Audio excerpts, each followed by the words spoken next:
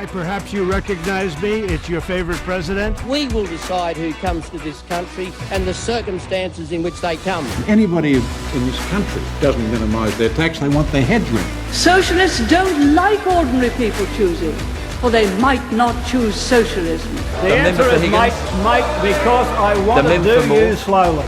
I want to do you slowly. I was saved by God to make America great again. We shall fight in the fields and in the streets. We shall fight in the hills. We shall never surrender.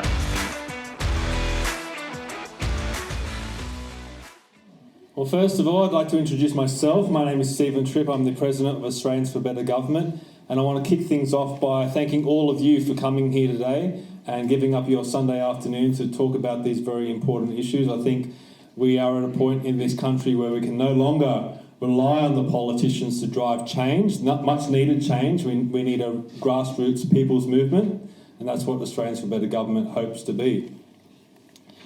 I also want to thank the Sporting Car Club of South Australia for hosting us. It's a wonderful venue, and also our wonderful speakers. And just to acknowledge as well the hard-working committee of Australians for Better Government. We have myself, Tony Bowyer, Angus Wunderschrief, who actually just had a double bypass, so we're hoping that he's on the mend and will get well soon. Of course, Mark Neugebauer, one of your own, a local boy, and also Katie McCullum and Cooper McCullum.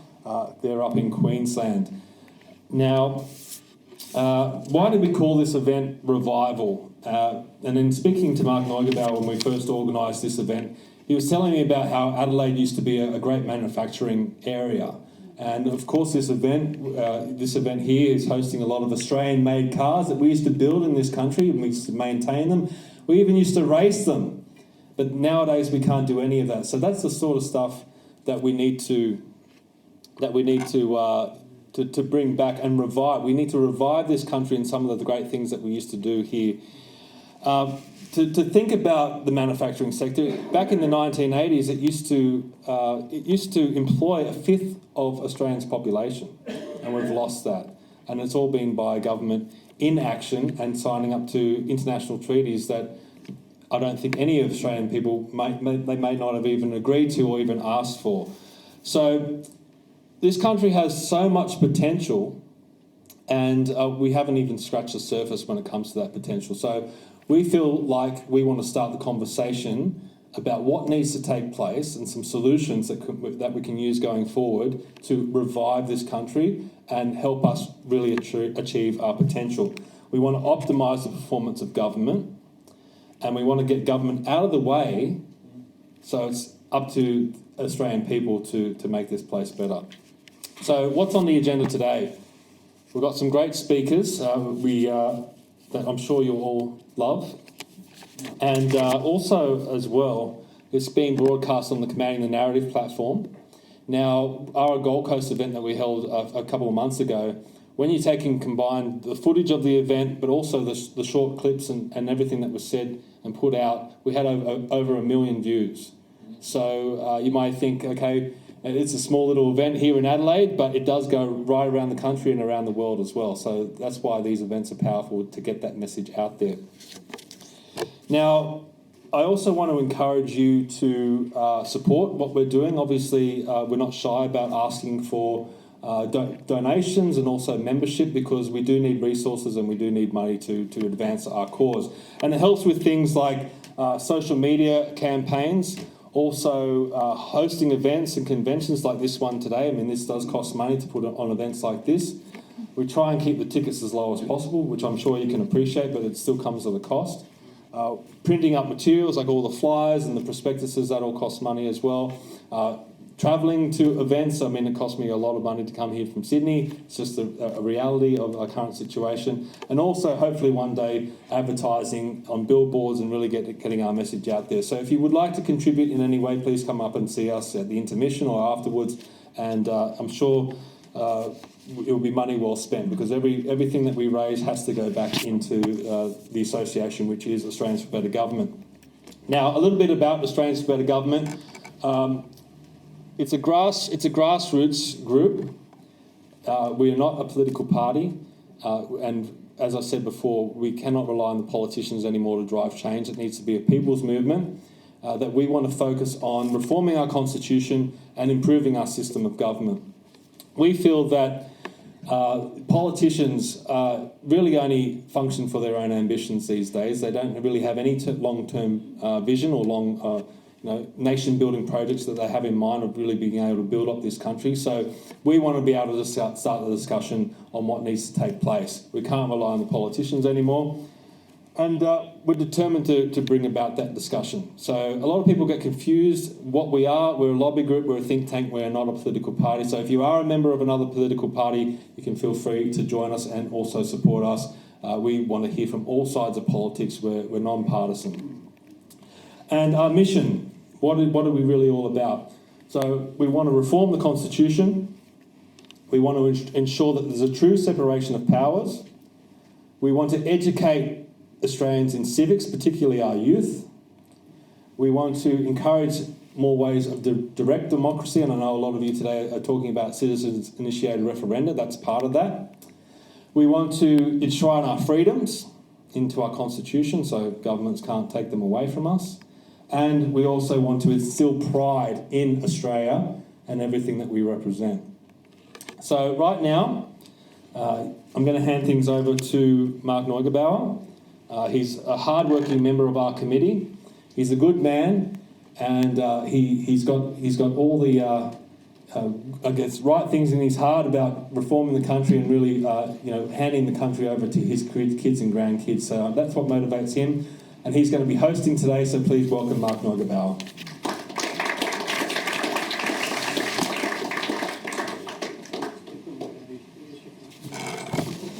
Good afternoon, everybody. Can you hear me okay, hopefully?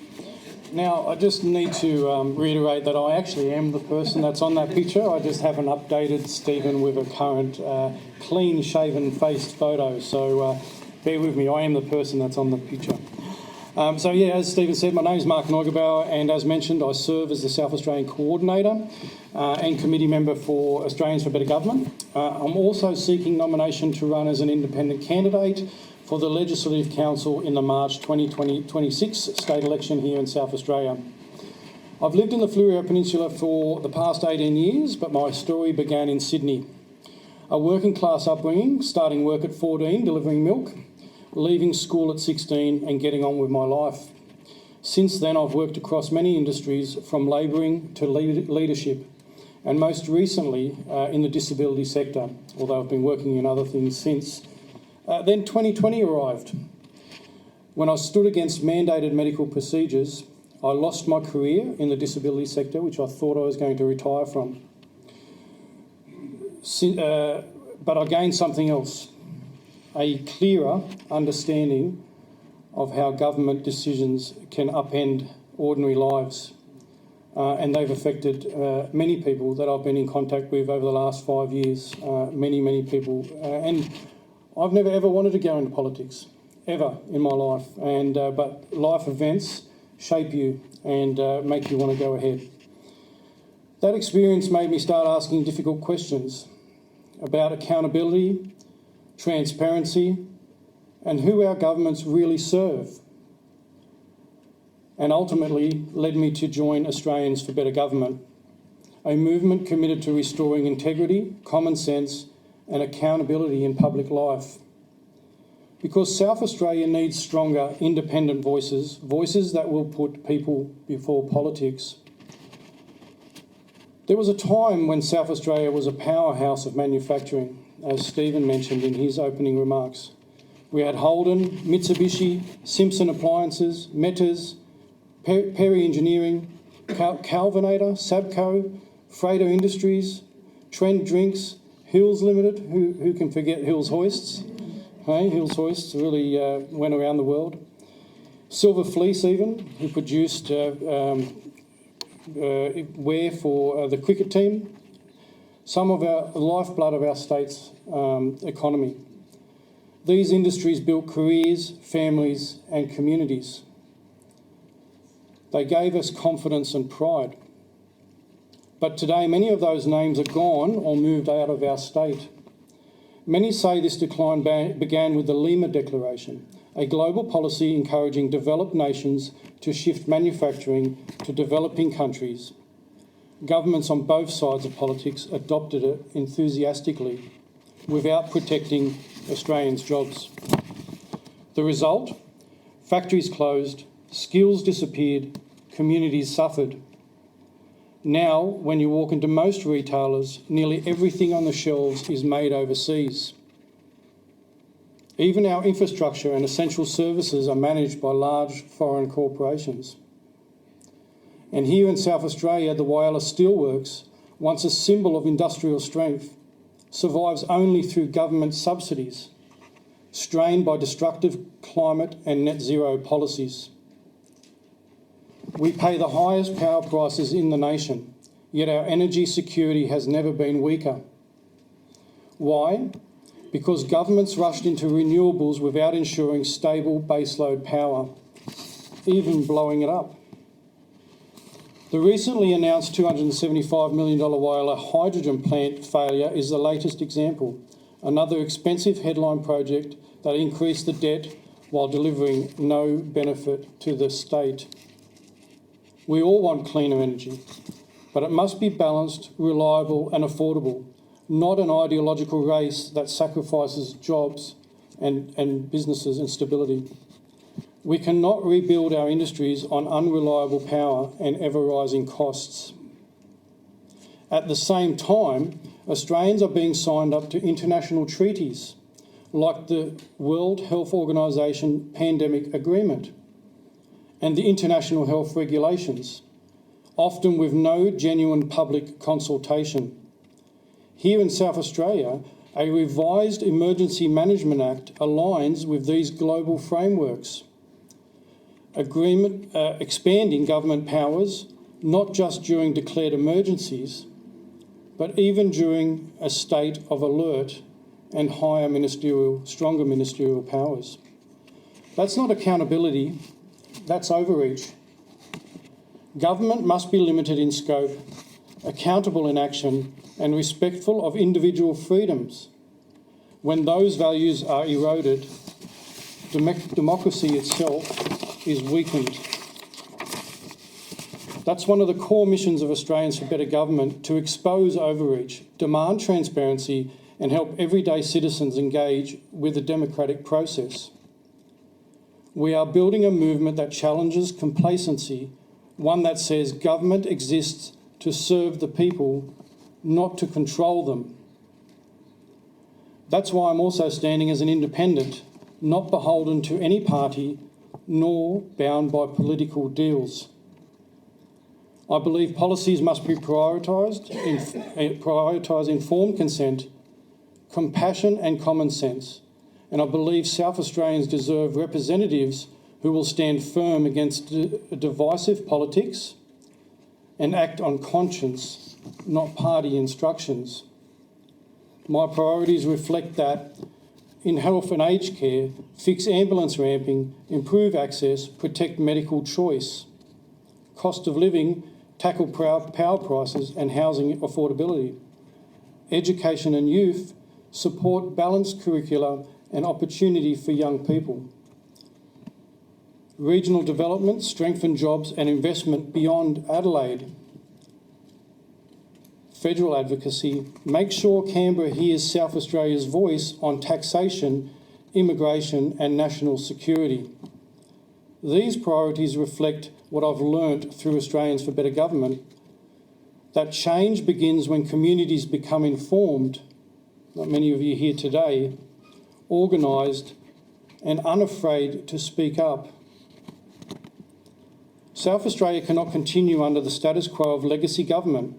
Our industries are fading, our costs are rising, our freedoms are under pressure. But this is not a message of despair, it's a call to action to all of you and whoever might be listening. Change is possible when good people get involved, even if they don't really want to. I'm not here to represent a party, I'm here to represent South Australians. To register officially, I need at least 250 nominations, and I'm aiming to more of that to ensure I'm compliant with the Australian Electoral Commission, the South Australian Electoral Commission. You can support me by completing a form at the end of today's session if you so choose. I've got some forms there for people to complete. Every nomination, every conversation, every act of engagement helps restore genuine democracy in our state. South Australia has always been a place of builders, innovators and communities that care. We built industries from nothing, powered by determination and fairness. That spirit still exists. We just need to reclaim it. Together we can rebuild local manufacturing. Together we can secure reliable, affordable energy. Together we can restore integrity and accountability to government. That's why I'm proud to serve on the Committee of Australians for Better Government, because I believe in practical community-driven reform, and that's why I'm running as an independent, to give South Australians a voice free from party politics. Change is not only necessary, it's achievable. And it begins when ordinary South Australians stand up, speak out, and get involved. Thank you for your time. Really appreciate it.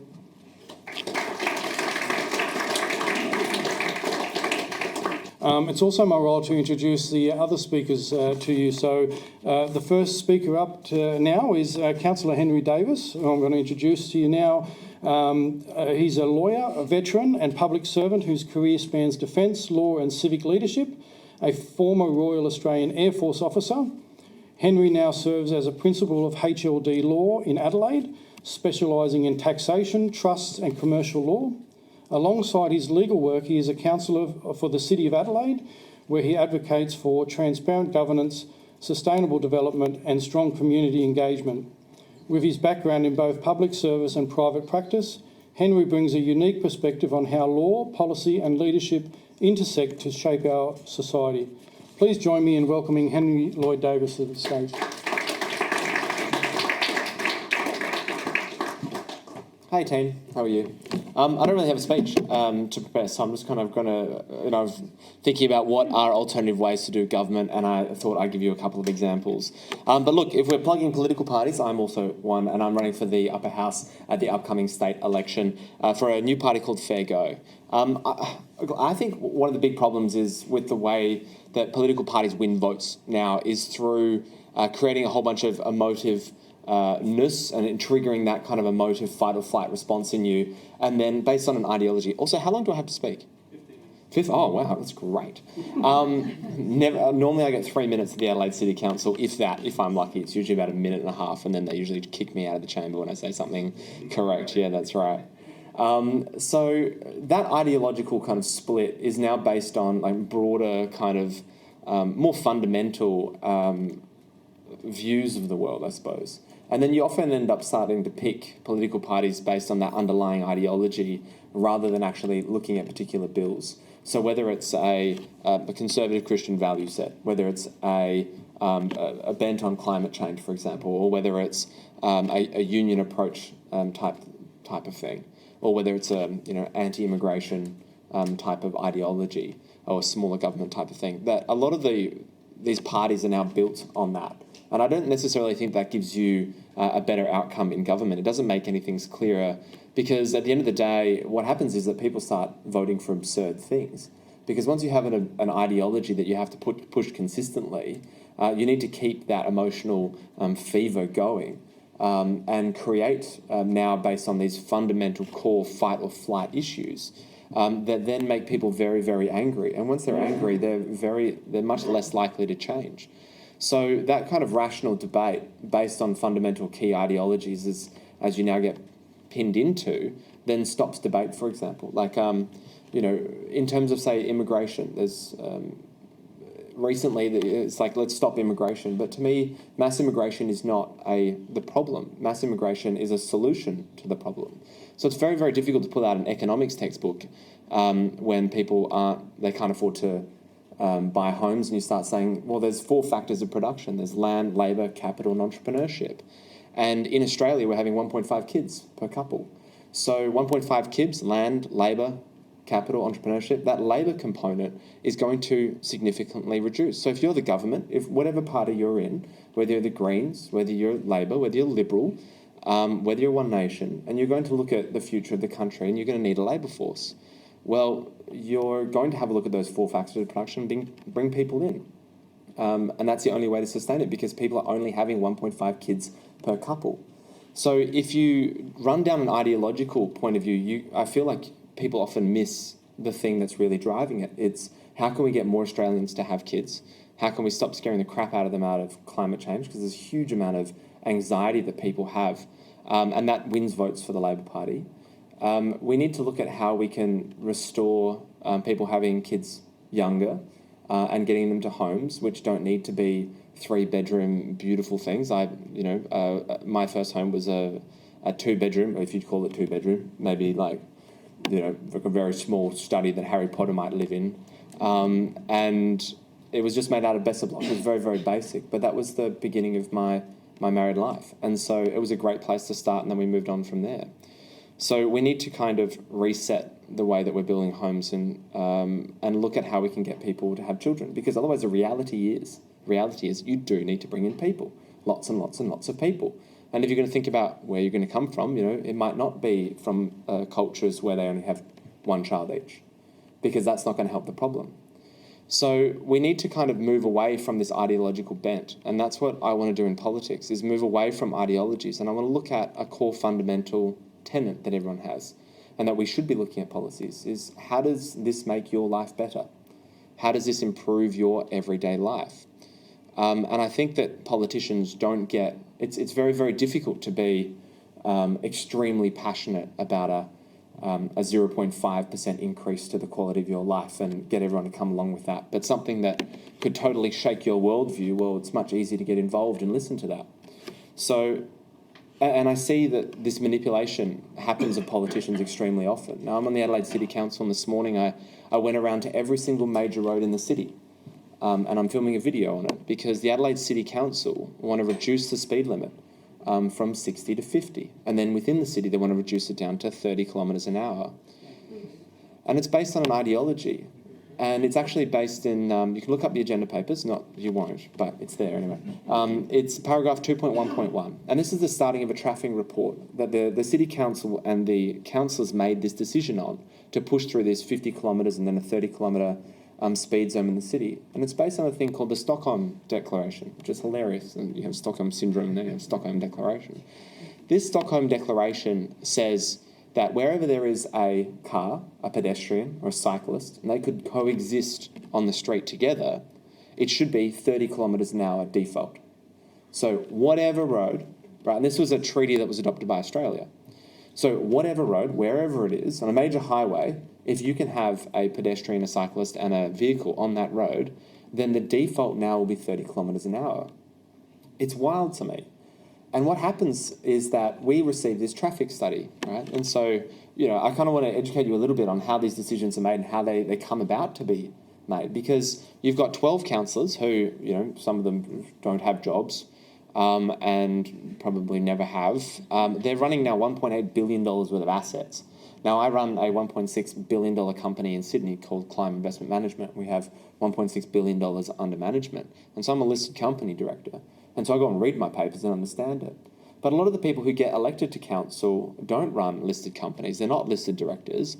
And so they don't sit there and actually prosecute the data. And so what happens is the administration will bring through a big report with something like the Stockholm Declaration right up the top of it. And then they get a bit of a tagline. And you need an emotive tagline. And the one that the Lord Mayor uses is that if you're travelling at 60 kilometres an hour and you get hit by a car, you're 10 times more likely to die than if you get hit by a car at 50 kilometres an hour. Therefore, the traffic limit should be 0. They don't talk about how many people actually get hit and where they get hit, or whether this speed reduction will actually make a difference. Because if you actually go and prosecute this data, which I did, and you go through and you actually look at where these people are getting hit, it's actually in the middle of the city, generally late at night, someone's drunk as hell, and they've stumbled out in front of a car, and the car was actually travelling 30 kilometres an hour down Hindley Street. So they're already going at a crawling speed. But now they're using this idea of safety, and they're weaponising the term safety to kind of push forward agendas that really just make no sense whatsoever. And it becomes, for the city, it's an extremely disruptive thing. It's going to hurt every single business. It's going to make congestion starting earlier. So congestion won't start at 7:45. It'll start at 7:15 now, and it'll end much later because it creates these bottlenecks. Now, of course, if you went and got a traffic study, it would probably show that.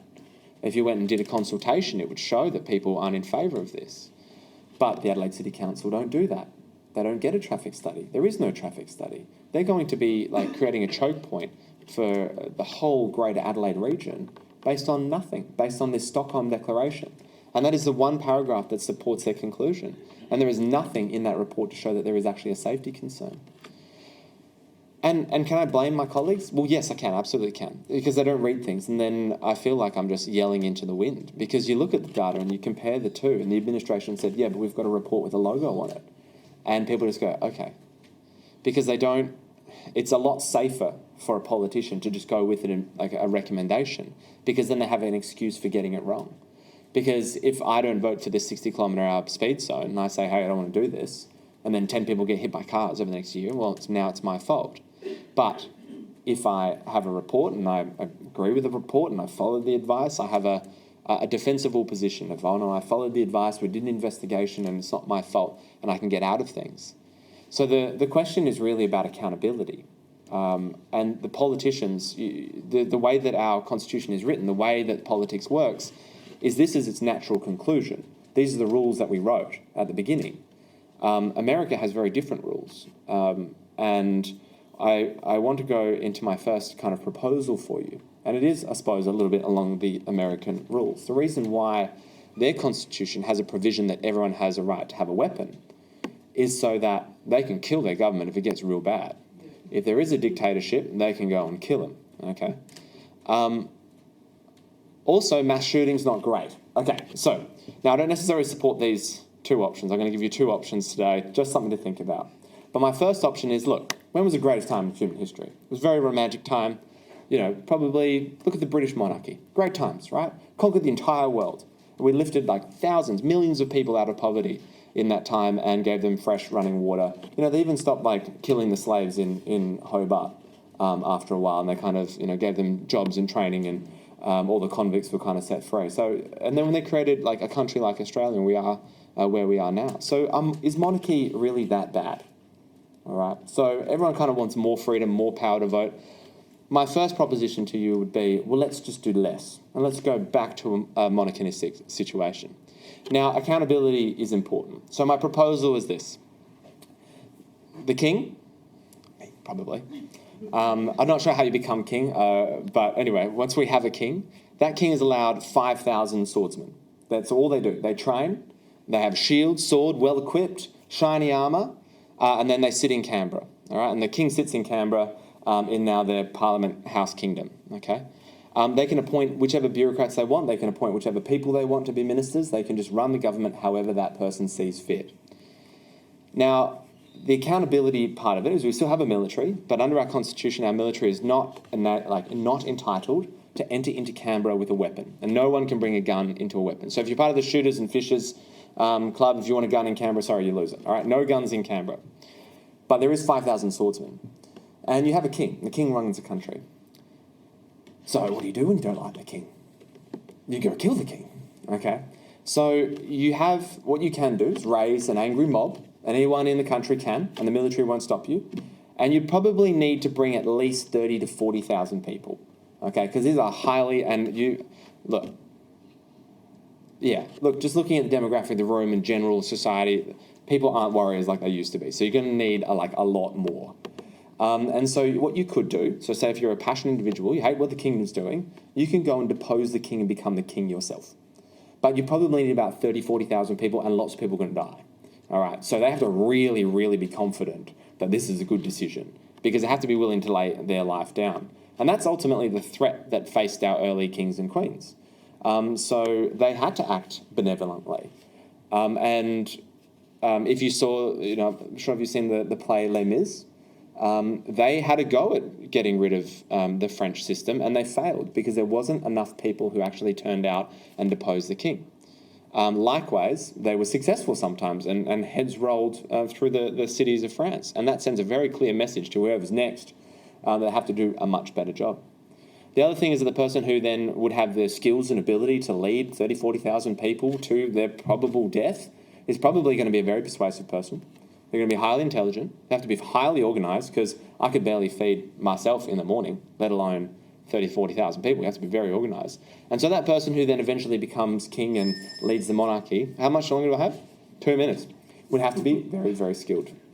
My other proposal, which you might like a little bit better, is an idea of a citizen coin. So everyone gets at birth a citizen coin, and it's kind of like, it's on a blockchain. And you can use that citizen coin to vote for any policy you want in Parliament. But really, who's got the time? All right. So what you can do is take that citizen coin and you can back it behind someone. So say you believe in the Liberal Party, the Labor Party, or Fair Go for Australians. Great choice, by the way. You can give me your coin and I can go and wield that vote in Parliament. So rather than Parliament being a stagnant body where it stays there for the next 3 years, you might have people and parties growing and getting larger and smaller on any particular issue. But the great thing about cryptocurrency is it's very difficult to hack, but also you can fractionalise it. So you might say, I'm going to give my coin to the Greens on climate change, but I'm going to give it to One Nation on when it comes to transgender issues. And so you don't have to sit there and read every bit of legislation. You don't have to make a decision, but you can allocate your coin to different groups of people. And until you're 18, your parents can wield your coin for you. So basically the Parliament becomes a moving feast. And you might have someone who stands up and says, hey, I really want to get rid of pokie machines in pubs. And then that person can go and raise the coins that they would need to bring a motion into Parliament just on that single issue, and then propose an alternative motion to the people. And then there comes a time frame where they actually vote on that.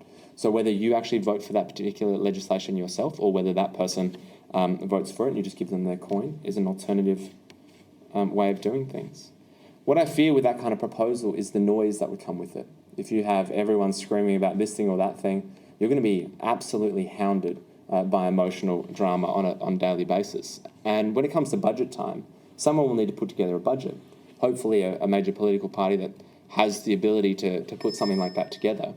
But the reality will be is that if they don't get enough coins, the budget doesn't pass. It means then government halts. Teachers don't get paid, firefighters don't get paid, the military doesn't get paid, and the whole country goes into chaos for about a week. But I think after that, people will need to start to wise up and they'll need to make the correct decision and start thinking about democracy. Because I think at the end of the day, you care about the decisions that politicians make, and it's how do we get people interested in politics. Well, if the country goes to absolute crap, well, they might start to become interested and then start making a bit better decisions and be a bit more aware of who's leading them. So look, those are my two suggestions for alternative government. Happy to have a chat with you, either whether it's monarchy, going back to the past or into the future. Love to have a chat with you after and continue the discussion. Thank you.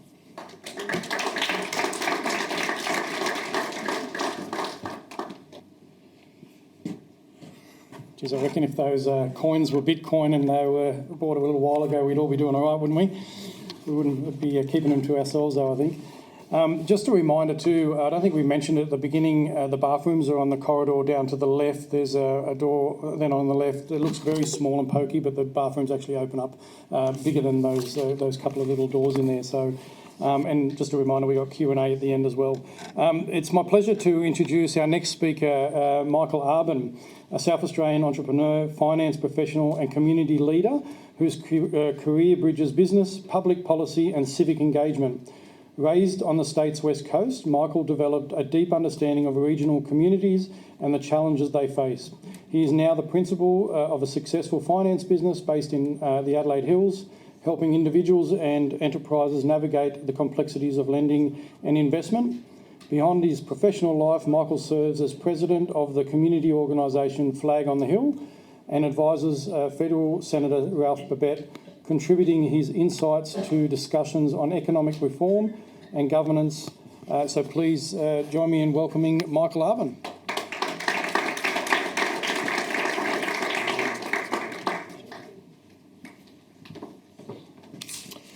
Thank you, Mark, and thank you, Stephen, for putting on today. I'd like to begin with a confession. I'm not one of those guys that discovered politics on a usual path. It was back in 2011. I was back on the family farm and I was driving the tractor, and where we live on the Eyre Peninsula, the only radio station you can get is ABC News Radio. So apart from being bombarded every 30 minutes with the latest news, every now and then Question Time would pop on. So in 2011, I got to listen to some lovely debates between Prime Minister Julia Gillard and Tony Abbott, and it was at that moment that I had no choice but to develop an interest in politics. So here we are.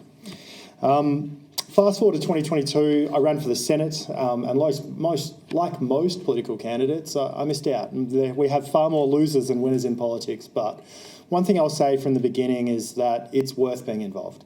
You learn so much going through that process, not only about yourself, but about the general population, and you gain a great understanding for your own life and where you are placed in this world. But it's also a grounding experience that, there's only a few winners and there's an awful lot of losers in politics. After that election, I was approached by Senator Babet to join him in his team in federal parliament as an advisor. I joined a team of people who had also had zero experience in politics. We're all from the real world. Not one of us had ever worked in parliament, and still our team has not one person with any political experience, which I think is great. We're the odd ones out. We're questioning everything and just wondering why we need all of these laws and why we need government to be involved in every aspect of our lives. So I'd urge anyone that does want to get involved in politics, don't make it your only thing. Keep your foot in the real world, because if politics becomes your life, you get swept up in a bubble and you get sort of detached from what the real world is. And that's a terrible thing. And what I'd like to say is, when I first arrived in Canberra as an advisor, walking into that place, you walk past the Prime Minister, you walk past whoever, the people that you see on TV, and what you learn very quickly is they're just people. They're not King Henry with 5,000 swordsmen. They're just normal people who are not superior or inferior to us. They're humans. And yeah, they're caught up in a bit of a unique world in Canberra, and we hold them out to be someone who's superior or holding a position. They're just a person that's in a different job to us. And I think it's important that we see them as individuals, not as superior to us. They're actually individuals who represent us. And we need to make sure that we hold them at the right level. We don't look at these people as being unreachable or out of our control, when in reality we are the people who are their boss. They work for us, and we must make sure we keep that in context. One of our founding fathers, our second Prime Minister, Alfred Deakin, described Parliament's intention back in 1897. He said, "We are creating in these two chambers, under our form of government, what you may term to be an irresistible force on one side, and what may prove to be an immovable object on the other." Deakin was talking about our Senate when he referred to that immovable object, intended to resist irresistible force of government when it overreaches. The Senate was meant to be the house of review, of restraint, of accountability. Today, too often, it serves as a rubber stamp. Robust debate has been replaced with scripted speeches. Complex bills are rushed through under what's known as a guillotine, and deals are struck behind closed doors.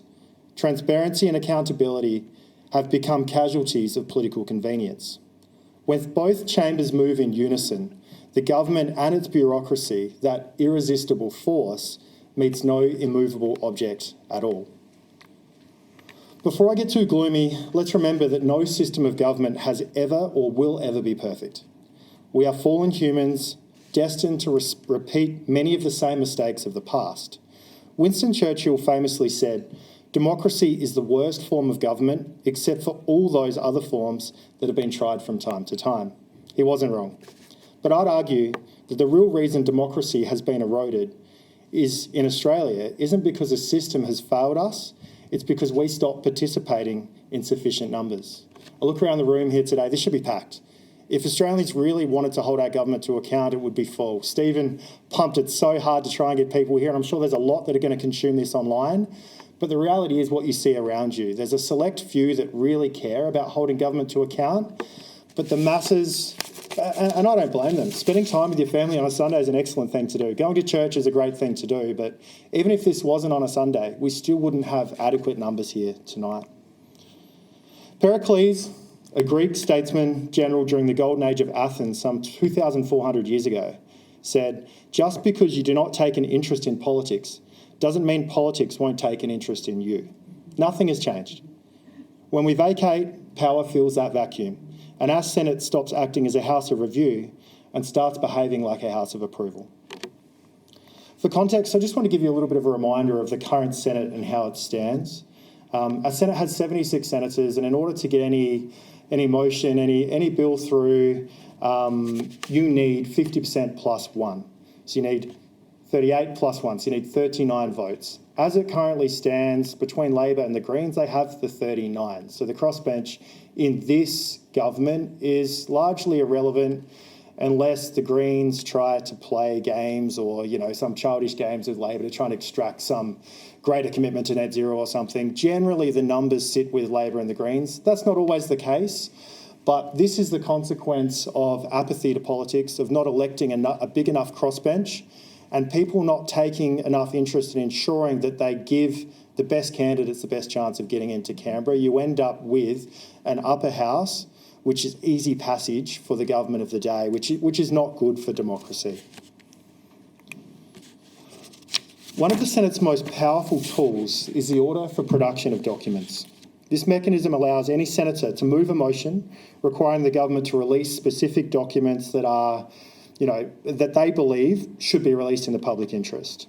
It's an incredible power that's rooted in Section 49 of our Constitution, which is designed to keep the government honest.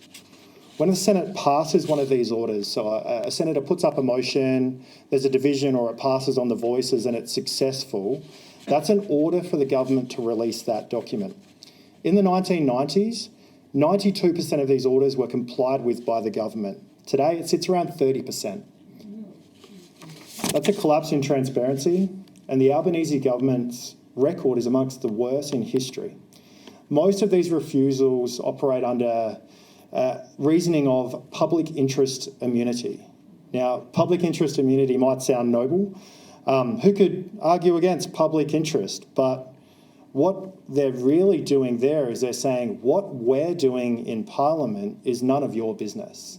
And they, like I said earlier, they work for us, they represent us. So I understand there's probably a few documents like, maybe defence documents, those sorts of things that probably aren't in the public interest because you're giving away a secret which you may need to keep up your sleeve. But a lot of these requests are pretty mundane things. We're just looking for transparency in the process of government decisions, in things that really impact people's lives. And I think it's really sad that the government believes they can reject the majority of these requests, especially when the people we elect to the upper house, our Senate, have voted in favour of releasing those documents. And that means the majority of Australians are actually represented in that vote saying, yes, we want it. They still refuse to release those documents. Sir Isaac Isaacs was Australia's first Australian-born Governor-General. And he said once that parliamentary's duty to watch on behalf of the general community the conduct of the executive and, if necessary, call it to account. So initially, a first Australian-born Governor-General is saying that it is Parliament's duty to watch the government and hold them to account when they don't release documents. But here we are, 125 years later, roughly, and government is being incredibly secretive. This video might play. This is just, as of June 2025, a list of all of the orders for production of documents that are currently sitting with the Senate that have not been released under generally public interest immunity. So that just gives you a bit of a rough idea of how bad it is. And without a substantial change in representation, that will continue because they have the numbers to allow that to occur, and they have a lack of interest from the general population holding them to account. I want to talk about one of my least favourite parliamentary tools, the guillotine. It sounds dramatic, but it is. Standing Order 142 allows the government to declare a bill or a collection of bills as urgent, meaning that debate can be cut off at a set time, or sometimes there's no debate allowed at all on those bills. Last year on November 29th was a prime example. Our Senate ran through 32 bills in one sitting. That's one day. Many of them controversial, with barely any debate. Last year, whether you agree with these laws or not, Surely we can all agree that 32 bills in one day is not robust review. Instead of democracy, this sounds a lot to me like autocracy. And this is not an isolated example. It happens often and sadly with the approval of the majority of our elected senators. In the past year alone, we've seen hugely consequential bills like the under-16 social media ban, the digital ID bill, and the hate crimes or hate speech legislation, however you see it, all rush through Parliament with gag debate. If senators can't debate bills in full, they shouldn't be passing them, because one of the important mechanisms of the Senate is the Hansard.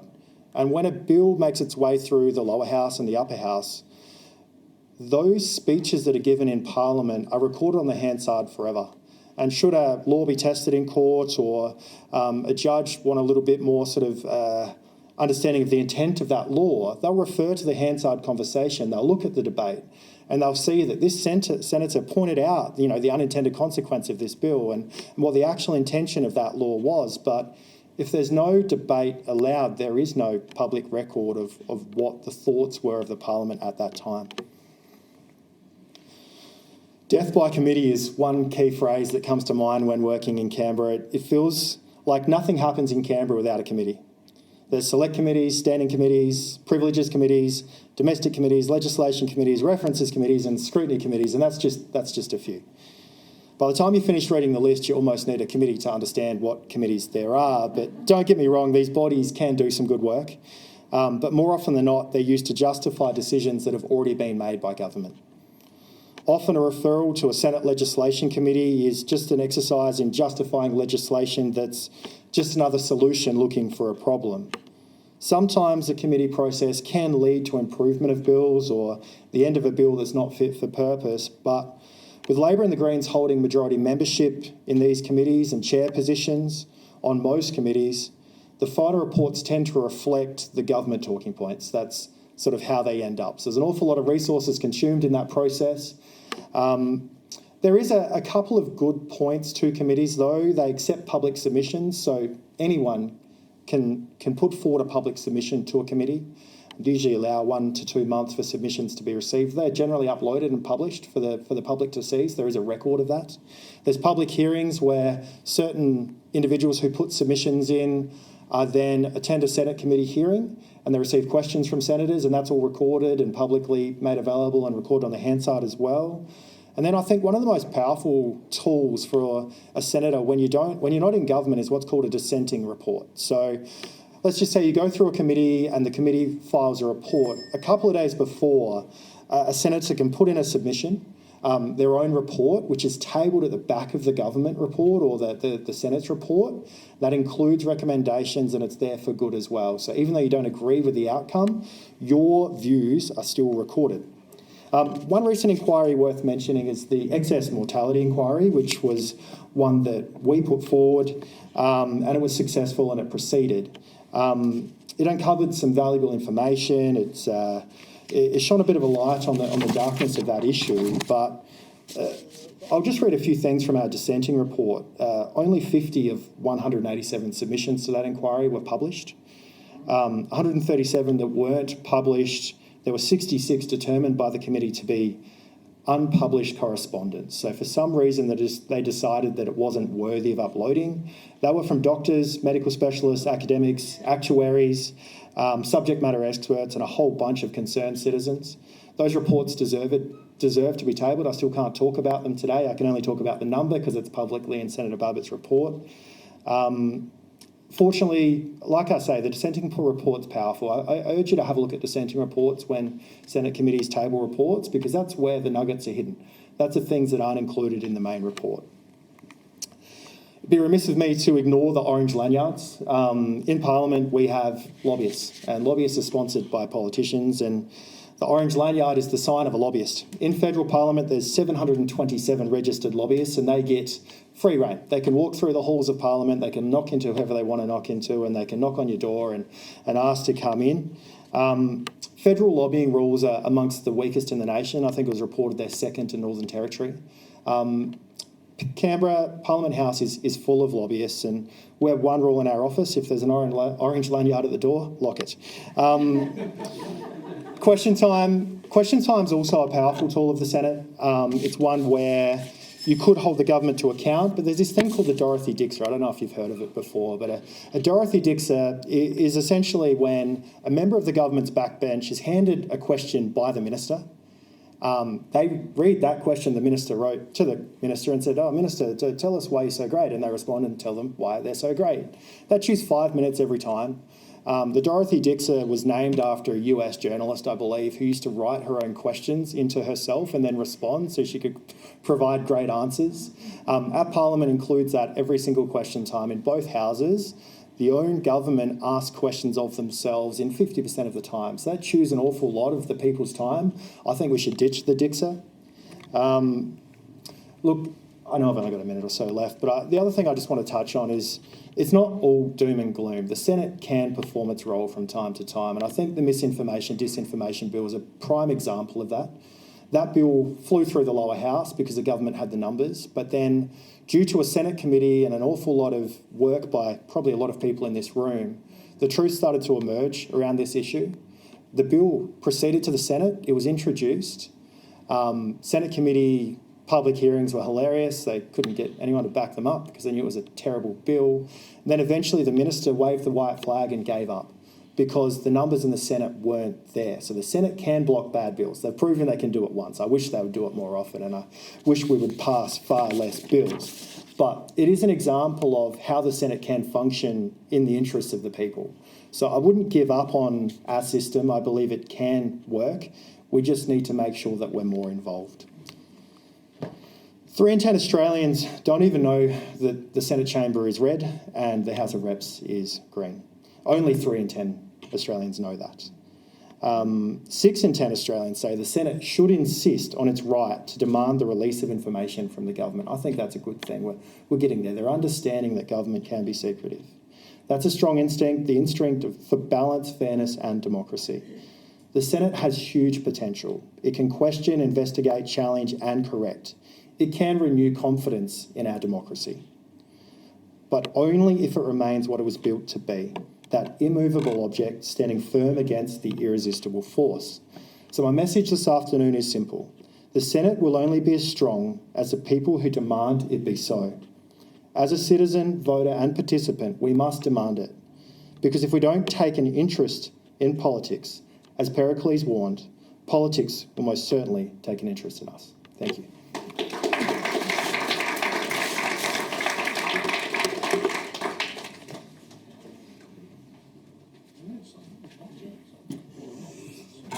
Bit of a theme, accountability and transparency. Hey, it seems to be coming up quite a bit. Thank you, Michael, for that. It's my pleasure now to introduce President of Australians for Better Government, Stephen Tripp. And just on a personal note, I want to say a big thanks to Stephen. Like many people that are involved in trying to push back, many of us have full-time jobs, families, other commitments, and doing a lot of this stuff because we really do want to see a difference made in our nation and our politics. So I want to thank Stephen for all the hard work as a committee member and obviously as a president. I see all the work that he does behind the scenes. So well done, Stephen, on all that. But Stephen's a writer, a commentator and a reform advocate dedicated to strengthening Australia's political and civic culture. Stephen is known for his insightful contributions to The Spectator Australia and other national publications, where he writes on governance, education and the evolving challenges of democratic life. He also hosts the podcast Commanding the Narrative, sharing honest conversations about public service, leadership and the realities of political engagement. And obviously also a co-founder of Australians for Better Government. So if I'd like to welcome Stephen Tripp, President of Australians for Better Government.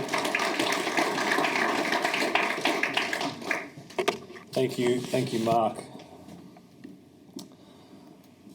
Who here's read the Constitution? Oh, good. Okay, I'm going to be testing you all today. All right. Why did we start Australians for Better Government? Because we feel like this country is on the wrong track. A lot of the problems are structural problems that date back to Federation and beyond. And for everyday Australians, all the problems that we are facing currently are the result of bad government. Now, why should we want better government? Why should we want good government? Whether you choose to be apathetic or not, government has an impact on your life and your living standards. A study of history will tell you that a loss of freedom, economic decline, famines, war, civil unrest are all the result of bad government. But what are the benefits of good government? Well, we should all want a strong, prosperous, safe and free country. A country that has provided all the opportunities to achieve its potential. But also, government should protect our culture. It should celebrate and foster it. It should protect it. And it should not make us feel guilty for our culture. Good government should also protect the individual. It should protect individual freedoms, thoughts and expressions. Individuals should be given every opportunity to succeed, and that's a result of good government. And lastly, and above all, good governance should encourage and protect families. Families are the backbone of our society. We should want strong, prosperous, safe and free families. If we want a strong country that we can leave behind to our children and grandchildren, then we need to protect the family, and a big part of that is having good government. Now, what is government? At the end of the day, what is it really?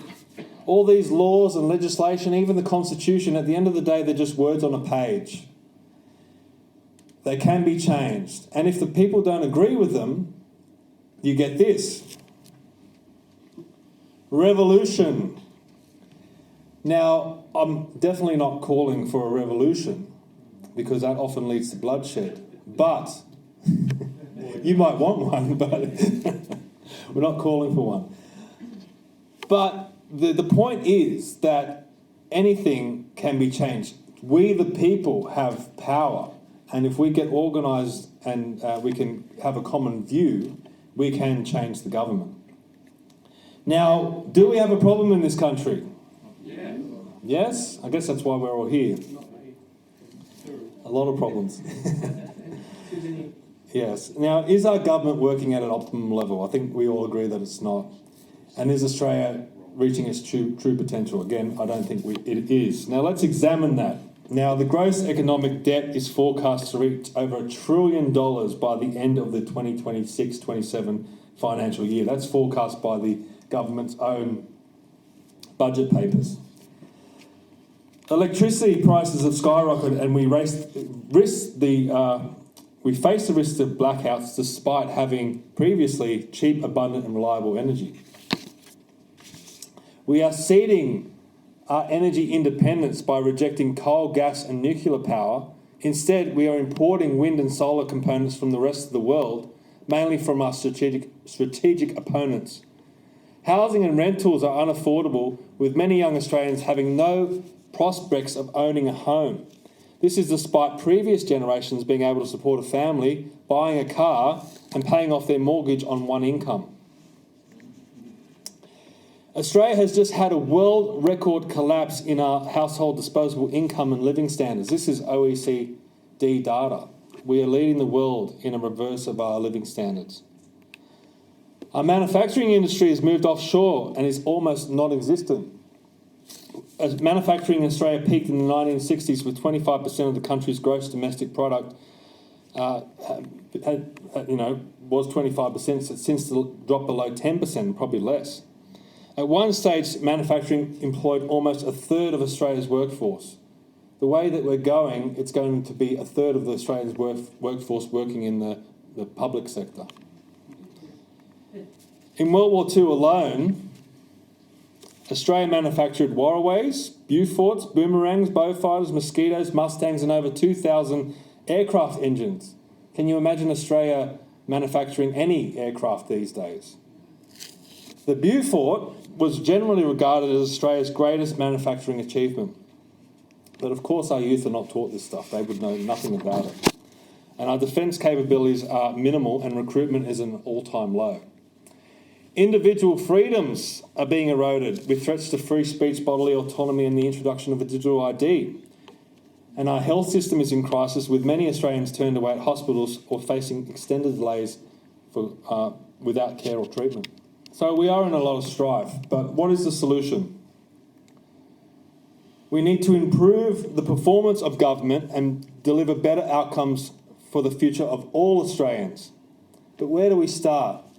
What are the steps that we need to achieve better government? Well, a big focus of Australians for Better Government is addressing the concept of separation of powers. Now, separation of powers, we're meant to have three branches of the government. The first branch of government is the legislature, that's the Senate, and the House of Representatives. Now, we're all led to believe that the separation of power exists there between the Senate and the House of Representatives, when in fact that's just one branch of government.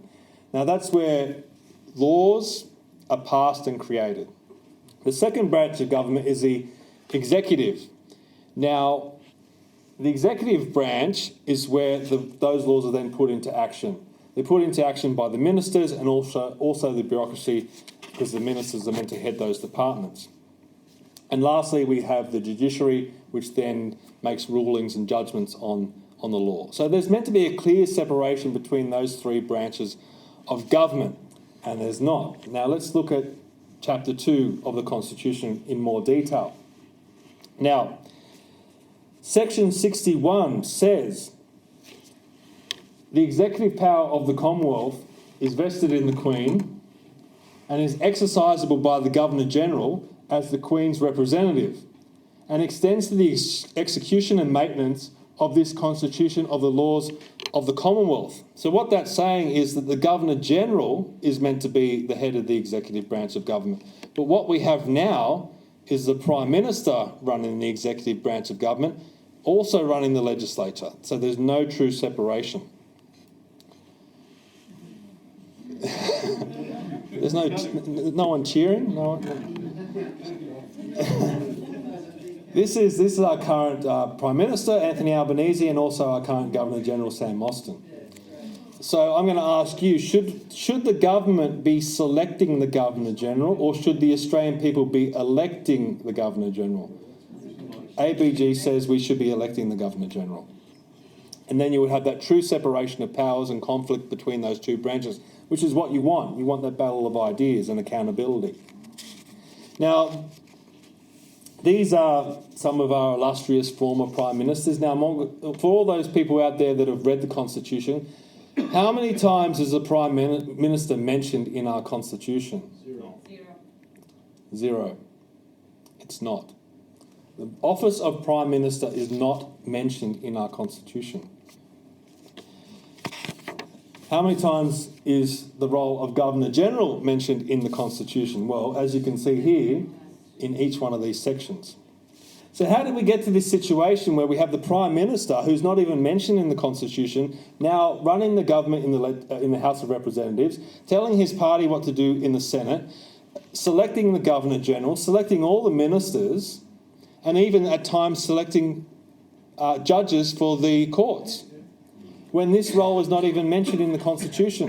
And the way that I look at it, the analogy that I have is, it's like a football game. We just had the AFL Grand Final, and you've got this big oval. You've got the umpire in the middle of the ground. That represents the Constitution. He's meant to be enforcing the rules and the structure. And then you've got the two teams. You've got the Adelaide Crows and you've got the Dockers. And they go, well, we know the umpire's here. He's enforcing the Constitution, but we think we know how to play the game better. And we're going to play the game by our rules. And then in the crowd, that represents the Australian people. And they just want to eat their meat pies, drink a beer, and watch both teams rip their heads off. And it all goes along because everyone's happy. But there's a real structural problem in that, and we are not following the system as it's meant to be run. Now, some people might think that it's sensible to have a Prime Minister and have the Prime Minister run the legislative branch of government. Well, then let's put that in the Constitution. Let's formalise that. If we want to be a serious country with serious laws and a serious Constitution, well, let's put it in there. Let's make those reforms. If the Australian people elect to have a Prime Minister, then let's put it in the Constitution. Now, there are some dangers of the Prime Minister having all these powers. Does anyone remember this guy? Yeah? Okay. Now, the 30th Prime Minister of Australia, Scott Morrison, everyone knows that. But it came out after his Prime Ministership that he, during COVID, appointed himself to the Department of Health, Finance, Treasury, Home Affairs, Industry, Science, Energy and Resources, and he was even contemplating appointing himself as Minister of Agriculture, Water and the Environment. He could have appointed himself to every ministry if he wanted to. Where was the pushback and the mechanisms in our constitution to stop that from happening? Now, the Albanese government, to their credit, have since passed legislation to deal with that. But again, it's just legislation. Legislation can be changed by Parliament very, very easily. So we need a mechanism in our constitution to stop that from happening, because if we want to stop having a dictator, which is what separation of powers is meant to stop, they're the sorts of protections that we need. Now, let's look at the ministers. So we've looked at the Governor-General. Now, Section 64 of the Constitution talks about selecting ministers. Now, it says, the Governor-General may appoint officers to administer such departments of state of the Commonwealth as the Governor-General in Council may establish. Such officers shall hold office during the pleasure of the Governor-General. They shall be members of the Federal Executive Council and shall be the Queen's Ministers of State for the Commonwealth. Now that sounds great, but then there's a line under that section that completely wrecks our system of government, and that's this line here. Ministers to sit in Parliament. Now what this line says, after the first general election, no Minister of State shall hold office for a longer period than 3 months unless he is or becomes a member of the Senate or the House of Representatives. So this one line dictates, and this is one problem with the Constitution that we need to address, that ministers have to sit in Parliament. So ministers that are meant to be in the executive branch of government are selected out of the legislative branch. Now let's look at this in some detail and give you some real life examples. Now this is Richard Marles, Deputy Prime Minister. He's also Minister for Defence. Now this is his bio on his Defence Minister website, and it talks about how, wherever he was born, what previous ministries that he's had and all that sort of thing. And it also says that he's a devoted Geelong Cats supporter, a golf fanatic, a keen photographer and a snow dome collector. Now, I don't know what's going to happen if we're ever invaded. I don't know if we're going to be throwing snow domes at the enemy, but this guy probably doesn't even know how to fire a gun. And he's Minister of Defence. I mean, we have Henry Davis here, a former military man. He's probably just laughing at this guy. Henry would be a good Defence Minister, at least someone that has some experience in the Defence Force. Now, this is what his Department of Ministry website doesn't tell you. He joined the Melbourne University Labour Club in his first week at university. He served as president of the Melbourne University Student Council or Student Union in 1988. He was General Secretary of the National Union of Students in 1989. He started his career as a solicitor with the Melbourne industrial law firm Slater and Gordon. In 1994, he became legal officer for the Transport Workers Union and was elected their National Assistant Secretary 4 years later. And in 2000, he joined the Australian peak national union body, the Australian Council for Trade Unions, as Assistant Secretary, remaining in the position until he was elected in 2007. This guy would be better suited as Minister for Unions, not Minister for Defence. He has no experience in the Defence Force. Now, in contrast, let's look at maybe a better example. General Peter Cosgrove, born in Sydney in 1947, was son of a soldier. Graduated from the military college in Duntroon. He fought in Vietnam, so he does know how to fire a gun. He commanded a rifle platoon. Awarded the Military Cross. He was the commander of Interfed in 1999. Promoted to Lieutenant General. Was appointed Chief of the Army in 2000. He was promoted to General and was Chief of the Defence Force. This guy knows what defence is all about. Now, I don't know if he would accept the position of being a Minister of Defence, but this is just an example of the type of calibre of person that we could have in that role if we were to reform that section of our Constitution. So I'm going to ask all of you, who would you prefer as Minister of Defence? Richard Marles or Cosgrove? Anyone for Richard Marles? No? Okay, all right. Andrew Hastie would be a good selection. Now, Peter's not standing though. Peter's he's retired. who's that? Oh, well, that's what I'm saying. He may not, he might be too old, he might be past it, but it's just an example of the calibre. Now, there's other military people out there that would suit that role as well. So what we want to do at Australians for Better Government is go to a referendum where hopefully the Australian people agree to take a big red pen and put a line through that line in the Constitution. So then the Governor-General could then go out and select ministers from the broad Australian community and select them based on their experience in those different fields, whether it be health or education or defence, whatever. Now, this is the Albanese cabinet. I'm not picking on Labor. It's just they're in government at the moment, right? Right. So let's look at them in some detail. This is Chris Bowen, the Climate Change and Energy Minister. Born in 1973, elected to Fairfield City Council in 1995. He was elected to Parliament in 2007. Where's his experience in the energy sector? Katie Gallagher, Minister for Finance. This is an important position. Studied political science and sociology. Worked as a social worker. She later had an administrative job at the Council and Public Sector Union. She was elected to the ACT Parliament in 2001 before entering federal politics. No, was she worked in a bank or something? Or was nothing. And now I know we've talked about two that you dislike. This one you probably will like. And now we all know that he grew up in public housing with his mum. We all know that, right? But some of the other things about Albanese is that he did study economics at Sydney University, but he never applied it. During his time in student politics, Albanese led a group within Young Labor that was aligned with the hard left faction, which maintained links with broader left-wing groups such as the Communist Party of Australia, People for Nuclear Disarmament, and the African National Congress. And as a student, he joined the Labor Party and later worked as a party official research officer before entering Parliament in 1996. Now, what does this man know about the everyday struggles of the Australian people? Paying a mortgage, maybe starting a business. He's been in Parliament all this time. What would he really know? So, what are some better options than that lot? Anyone. Surely anyone. So, let's recap. Let's recap some of the proposals that we're putting forward for Australians for Better Government. So we want to elect the Governor-General. We want to also elect the Attorney-General. We want to ensure a true separation of powers between the three branches of government. We want to delete the ministers to sit in Parliament line in Section 64.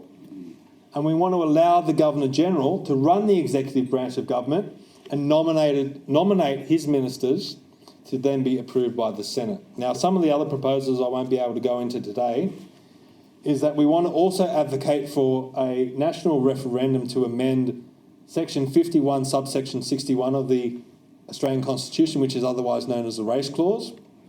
We want to reform the Senate by banning political affiliation. That would make the Senate truly independent and a true House of Review. We want to reintroduce the Legislative Council of Queensland. We want to enshrine freedoms in the Constitution.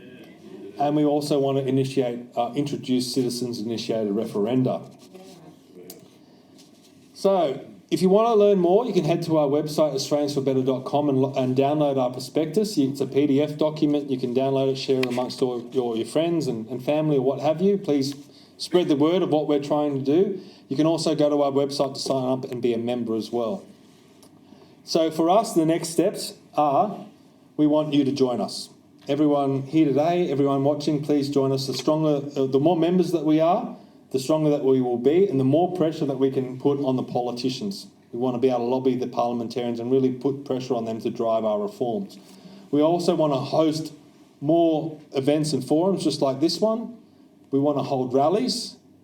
And importantly, we want to educate people in civics, and like I said before, especially our youth. We really plan on having a youth movement and educating our youth, because I think they're the key. I think if they understand our system, they can be very powerful in pushing for that reform. And mostly, we want to get active. We want you to get active as well, and we want to really start conversations like this about ways that we can better our system of government. So I want to end by asking the question again, what is government? What is it really? Now, the naysayers are going to come out and say, look, these guys, they don't really understand the system, they don't understand the Constitution, they don't understand things like responsible government and all these terms like the Westminster system, that a lot of it's all just unwritten rules that they've made up. We need to stick to the idea that at the end of the day, government is just words on a paper and it can all be changed by we the people, provided that we're organised and enough people on side to drive that change. So please head to our website, join up to be a member and get involved with us, and thank you very much.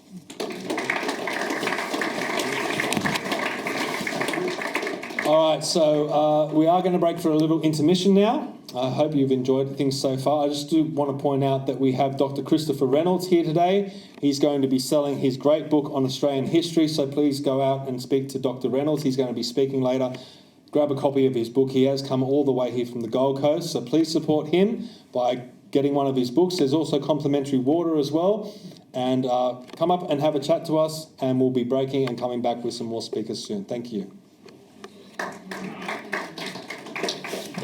How are we going, everybody? Is everybody woken up again now, a bit refreshed again after, got the matchsticks out of their eyes and stuff, ready to go, pumped up? Well, we'll get the afternoon session going. We've got a couple of speakers, Mark Aldridge and Dr. Christopher Reynolds, and then we've got a bit of an opportunity for Q&A as well. So, and we are running a little bit behind what we had sort of scheduled, because obviously Sunday afternoon we want to get people home as well, but also like the idea that people can mingle and chat as well. And I think it's a really important thing to do. I don't think we do it often enough.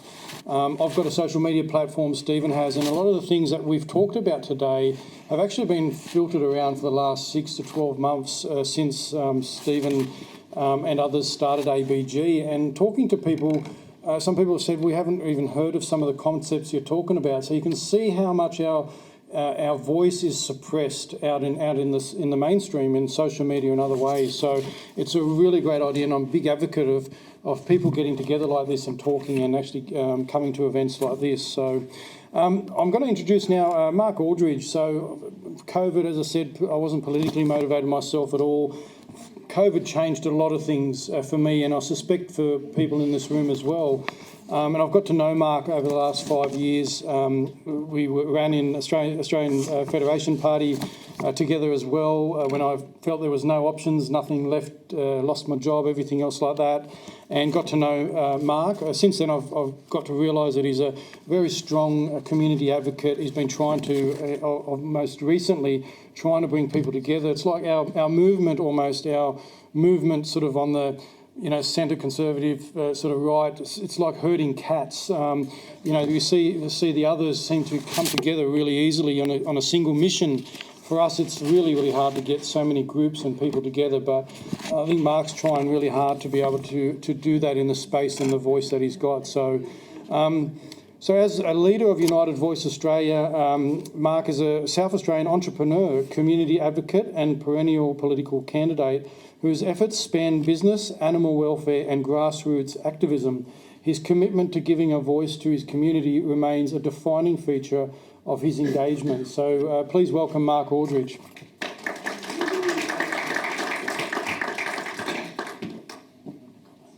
See how I go. I write notes and I can't read them properly. There's like 5 words on here and I can't read them, so we just won't worry about that. History, I suppose a bit of history about me. I could stand up here for a long time when it comes to political issues. But my history is really interesting. I went to school, I dropped out at 13 years old, lived on the streets for about 2 years, which was really good. Worked for a barbecue shop back then. Thought they were making pretty good money, so I opened my own barbecue shops, if you're not aware, and I had 3 of the largest barbecue wood-fired shops in South Australia at age 19.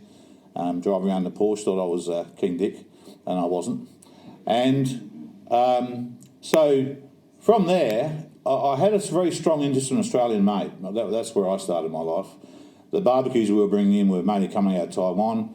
I started producing and making barbecues in South Australia, using cast iron industries, using metal fabricators, and designing things that would make a normal barbecue better. Doesn't sound like much, but it was good to me. And same with wood fires. The problem is I couldn't do any of that right now. You couldn't do that in today's... There's not enough manufacturing left. I went to a bank on a dream and got a 10 grand loan, which was a lot of money back then. You couldn't go to a bank on a dream anymore. The Australia that I stood up for was one that united people. We all loved each other. We always bought Australian. We always helped each other.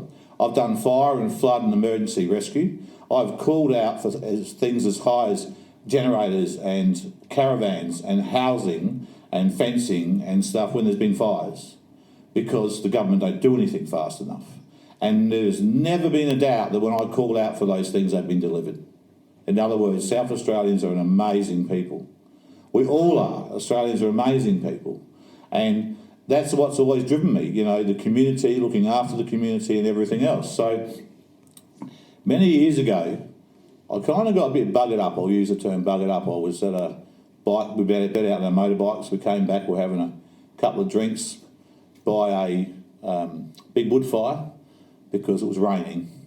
And everyone said, Mark, they called me Cinch actually, I was good at fixing things. And they said, Mark, you should run for politics. Politics is shot. And I went, okay. And stupidly, if you want to know something about me, if I say I'll do something, I do it. If I make a promise, I follow through on the promise. And stupidly, I followed through on that promise. And I ran for the Senate in year 2000.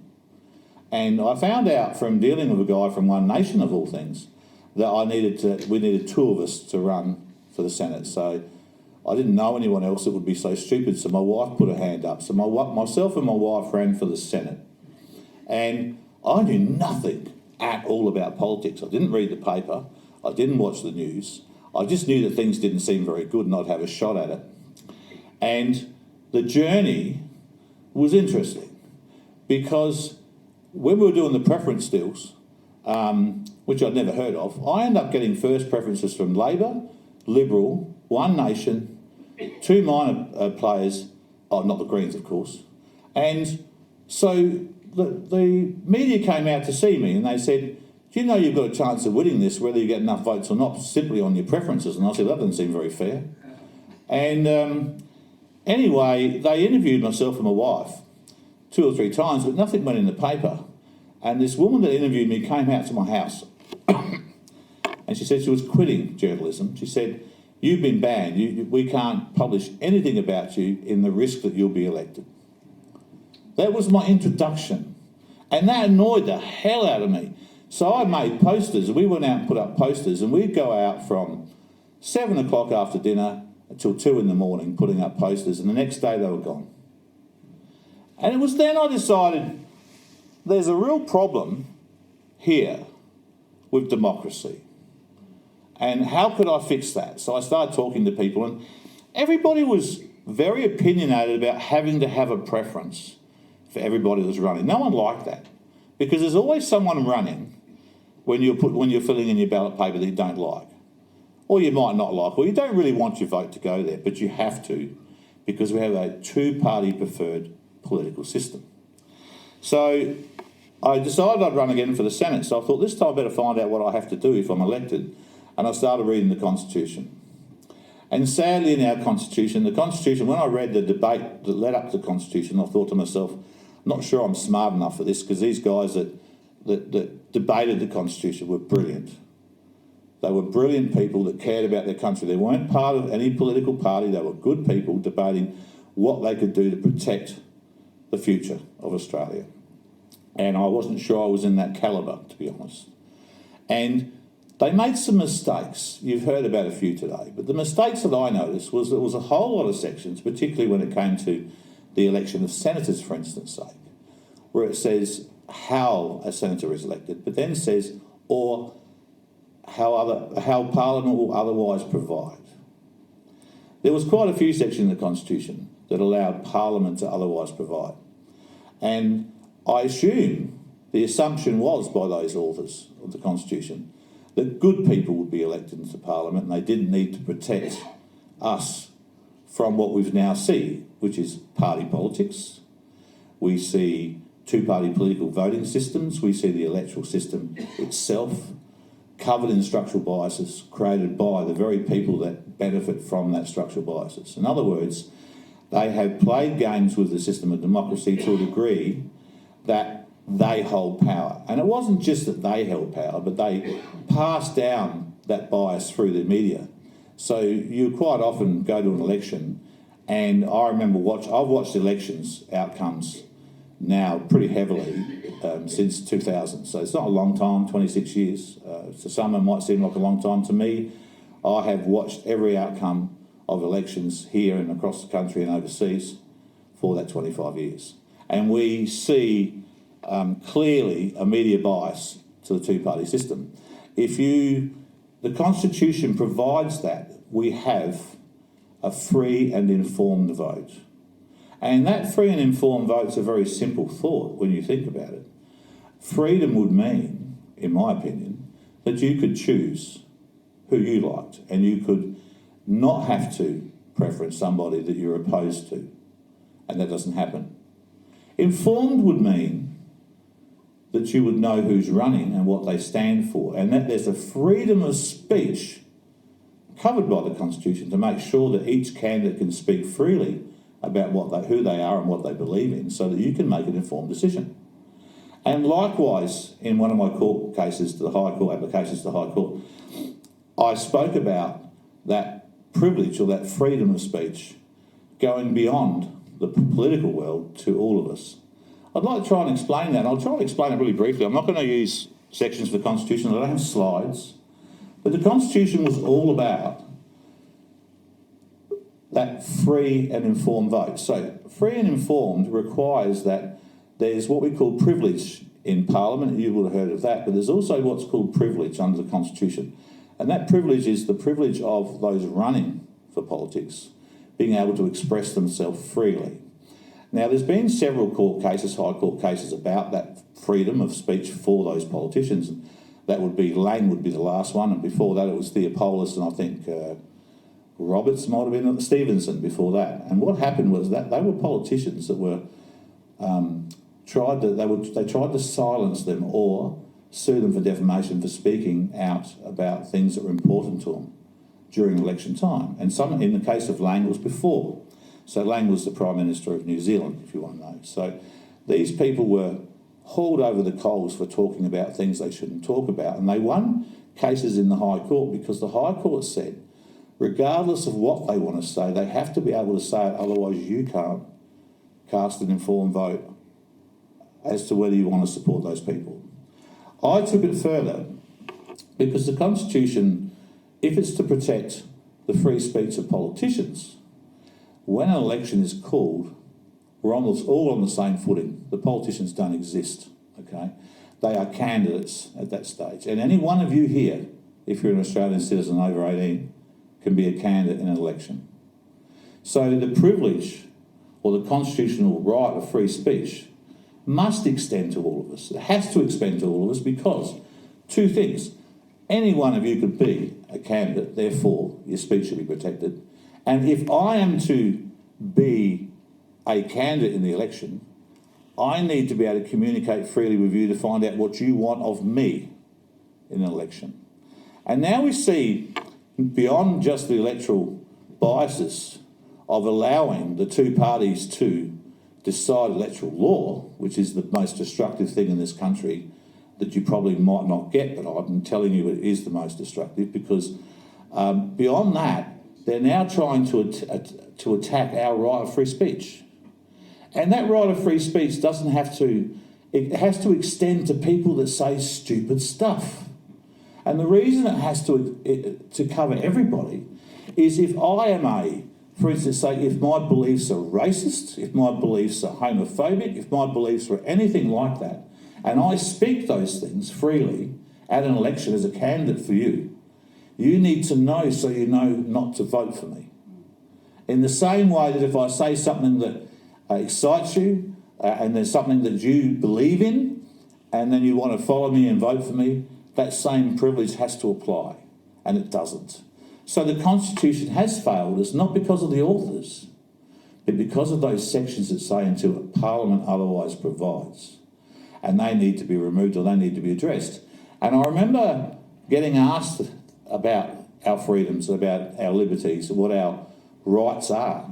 And people quite often mention Magna Carta, or they might mention, the UN Bill of Rights or something like that. But I've always suggested, and this is my suggestion here, is that we could have a Bill of Rights. It would have to be designed and authored by the people, for the people, and put into the schedule of the Constitution, which would define what our rights are. And those rights could be applied to the courts.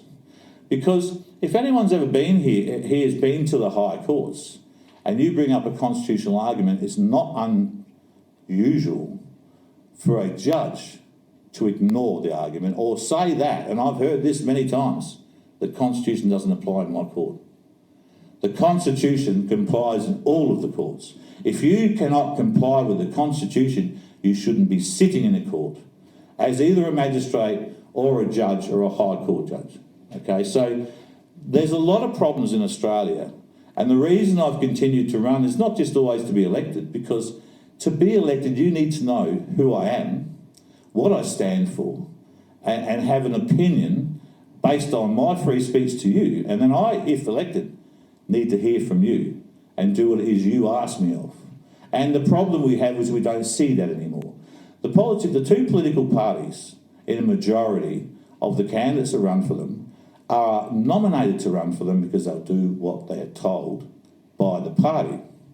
What might interest you is to wonder who determines the policy direction of the party itself, because we don't get to see those people. We see intervention by the United Nations, we see intervention by the World Economic Forum, we see these outsiders, these billionaires coming around saying we should have net zero, we should have this, we should have that. No government that cared for its industries and its people and its environment would back net zero. They wouldn't do it.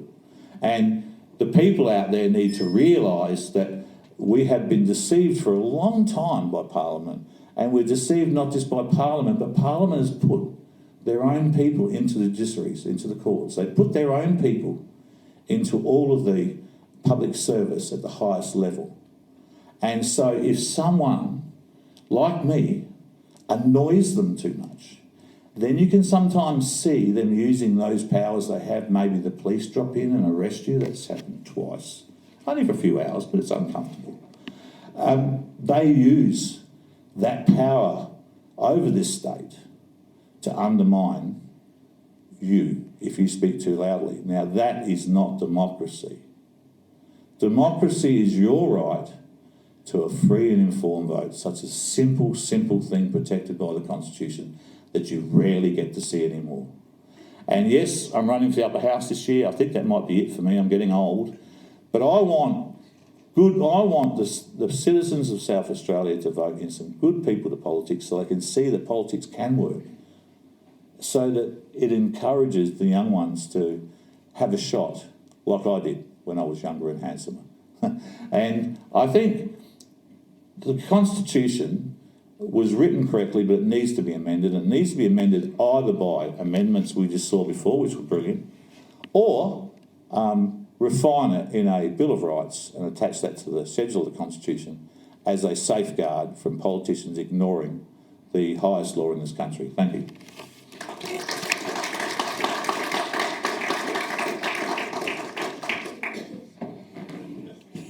All right, thank you, Mark. And so now we are going to introduce the keynote speaker, who's the author of this book. So I'm pretty sure that you might have caught up with Dr. Reynolds during the break as well.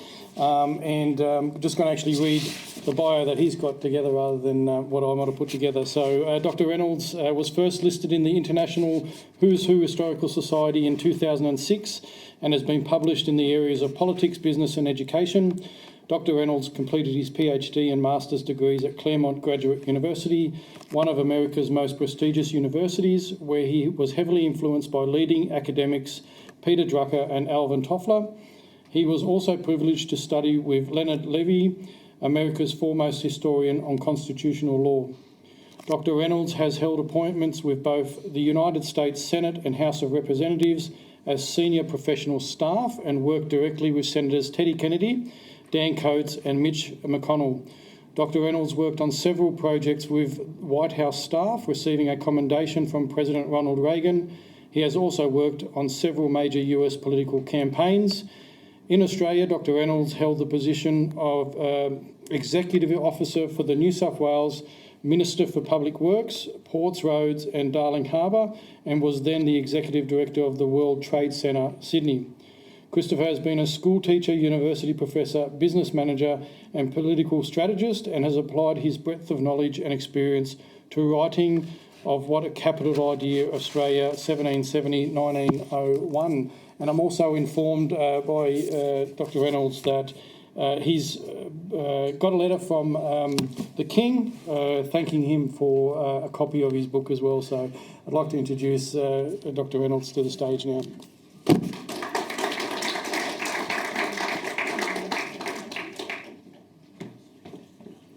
Thank you. Good afternoon. Can you hear me all right? As long as I can see everything all right, we'll be doing okay.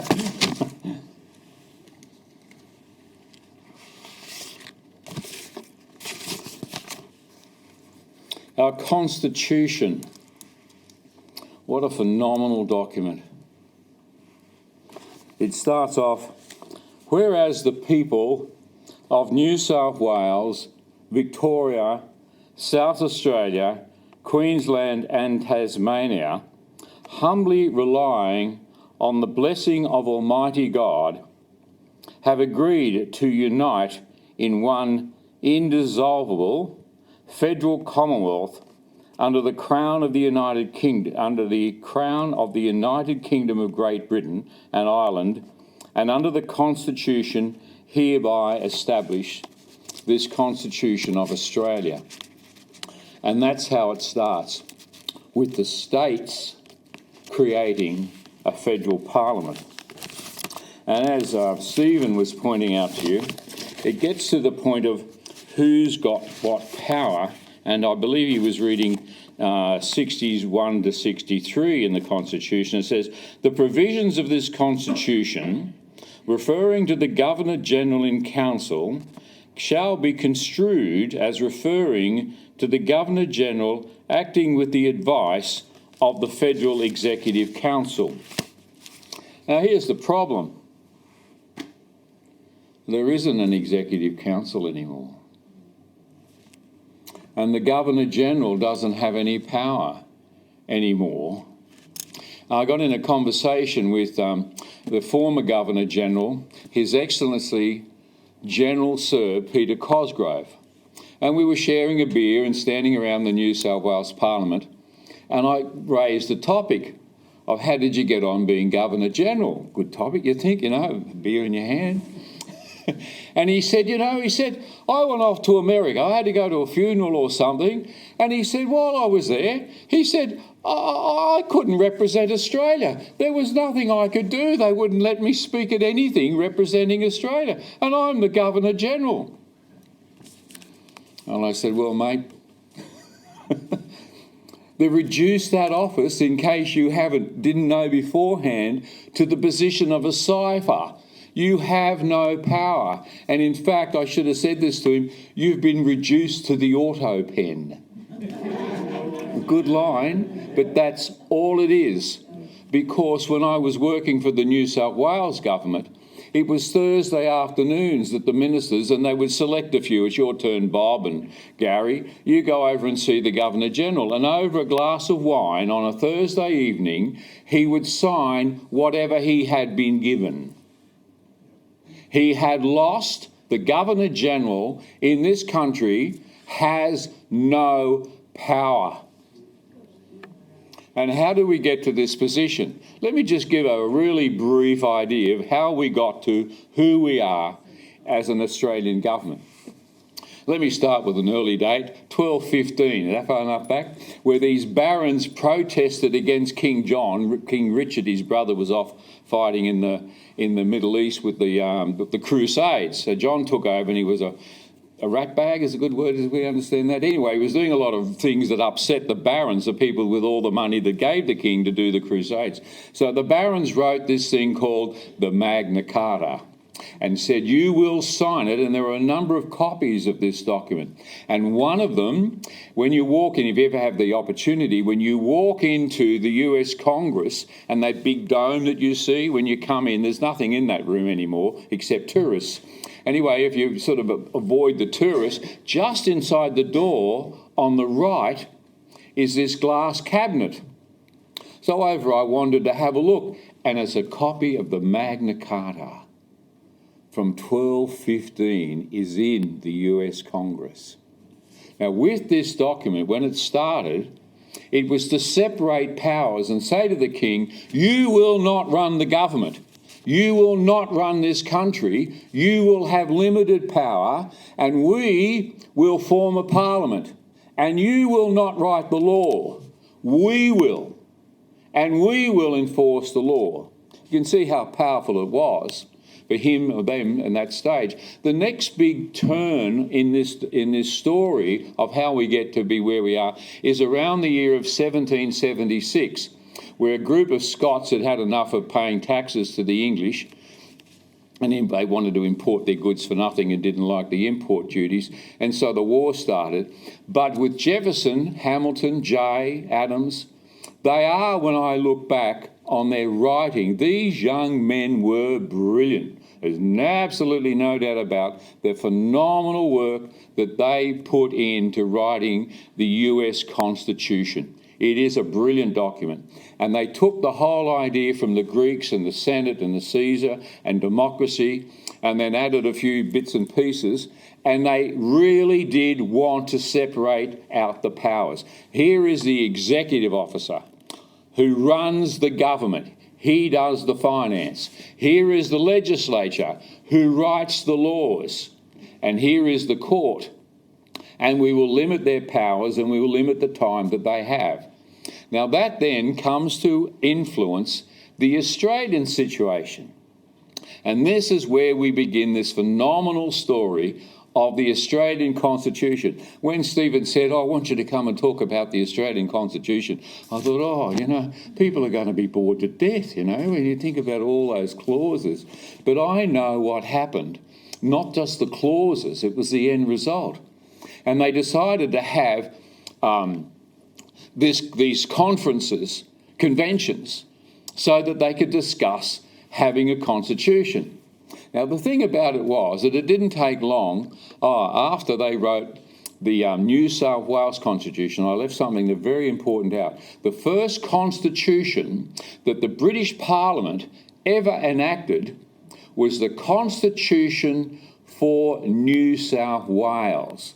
And William Wentworth wrote this thing, and it's this incredible story of how he moves it up and gets it through the Parliament. The first constitution through the British Parliament was for the Constitution of New South Wales, and the other states, South Australia included, followed it within 12 months to 2 years.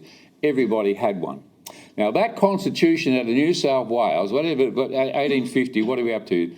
If that's 1850, 170 years, has had only 9 little amendments in 150 years to do with, what time we'd close the door or something. It's absolutely has not been touched in that 150 years. That's what a good document was. So, all right, we come up to the point that we're going to have the Australian Constitution.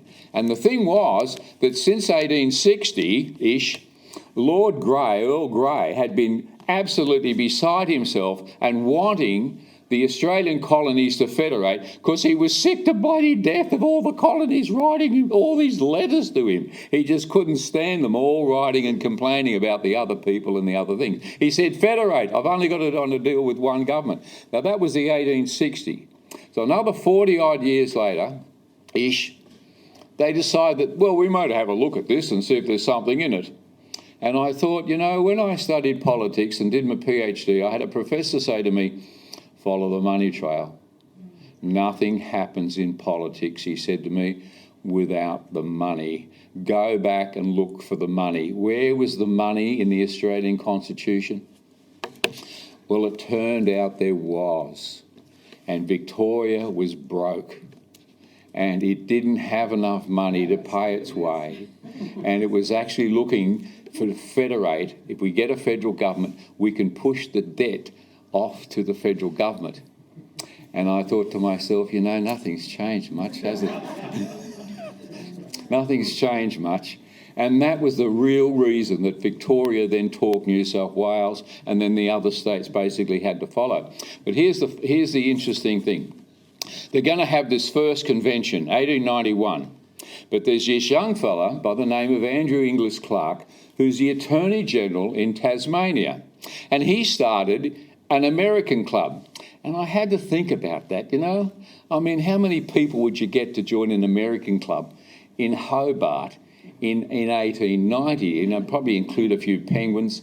I mean, what would you do to get up the numbers for your committee, I was thinking. But there he was with this thing about the American club, and he was right into the American Constitution, and he had his club.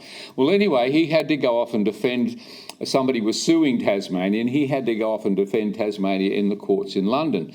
And on the way back, he stopped into Washington, talked to some of the big minds about things, and then he showed up just days before the first constitutional convention in Australia in 1891 was about to start.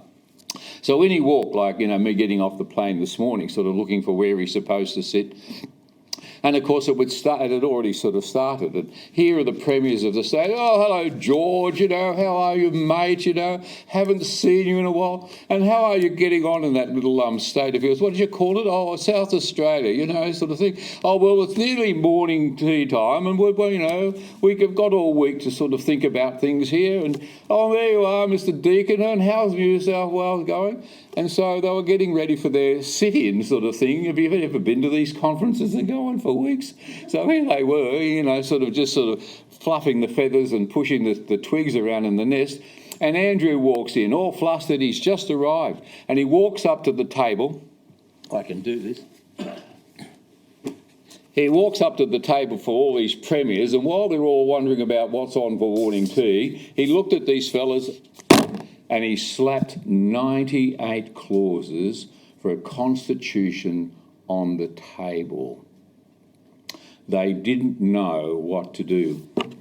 It's actually this. This is an original copy of the Australian Constitution that someone's typed out so I can read it. And this is what they wrote. And he wrote, 75 to 80% of the Constitution we have today comes from one man. Henry Parkes was dead. He didn't put one word in it, and we only have one founding father, and that's Andrew Clark from Tasmania. Nobody else contributed other than a few clauses to the document, and our children are not taught about it, and most of us in the room have never even heard of our only founding father. And while they're looking at this document going, the bugger's written it, have a look at this, George, he's written it. And then he said, well, what about a name? Have you thought about a name? And they said, what? Well, we'll have to call it the Commonwealth of Australia. Well, the Commonwealth of Australia? And he said, yes, well, that's what the British do. You have the Commonwealth of Virginia and the Commonwealth of Delaware and the Commonwealth of Pennsylvania. They like the name Commonwealth, so we'll have to be the Commonwealth of Australia. And while they were scratching their heads at this, he opened his satchel, pulled out an old rag, held it up and said, and what about this for a flag? The flag, the name and the Constitution come from one man, and we have never heard of him. It's an absolute disgrace. Now, the thing about that Constitution is that he picked up the American aspect, the strong fundamental of the separation of powers. And he wrote the sections so that this was the executive office, the parliament, and the legislature, and the courts. And it's there in the Constitution. It's not muddled around like you ought to read the Irish Constitution. It's not muddled around. You've got the three distinct separation of powers for good reasons. It goes back to the Magna Carta and all the way back to the Romans. And that's the three sense of power. And he put it there. And then Stephen read to you what happened. In number 63, I'm not going to be able to find it. quickly. It says that the Governor-General shall operate and do all of this and run the government, and he shall select those people who are the Secretaries of State and the appointees, the officers. He shall appoint the officers and the Secretaries of State, like they do in America, who will be responsible to him and hold offices at his good pleasure. 2 sentences, the third sentence comes as somebody adds it, and they go on right in, and each of the Secretaries of State or Ministers of State shall be members of the Senate or the Parliament. And it neutralises the rest of the document. Someone has put it in, and it's not Andrew. That one clause, because as I kept reading this and studied this, because I did it for my PhD on all of this stuff, I could see that we had this whopping great party in 1901, and it passed through the British Parliament, 1900, 1901. Thousands of people all came out to celebrate that we were an independent country. Well, after the after party and the election, and the politicians stood there, it seems to me that they didn't read it because they didn't understand it. And they just reverted back to the old system of the Westminster government, and they then went and divided our parliament into a duology of just the upper house and the lower house, and then the 2 parties. Now, when I went to look at the Constitution and the problems that we got today, there's 3 things that I want to say. The first thing is to look at the distribution of power in the Parliament. And when we look at the distribution of power, we all know how it operates. It becomes clear that we have a non-functioning executive office.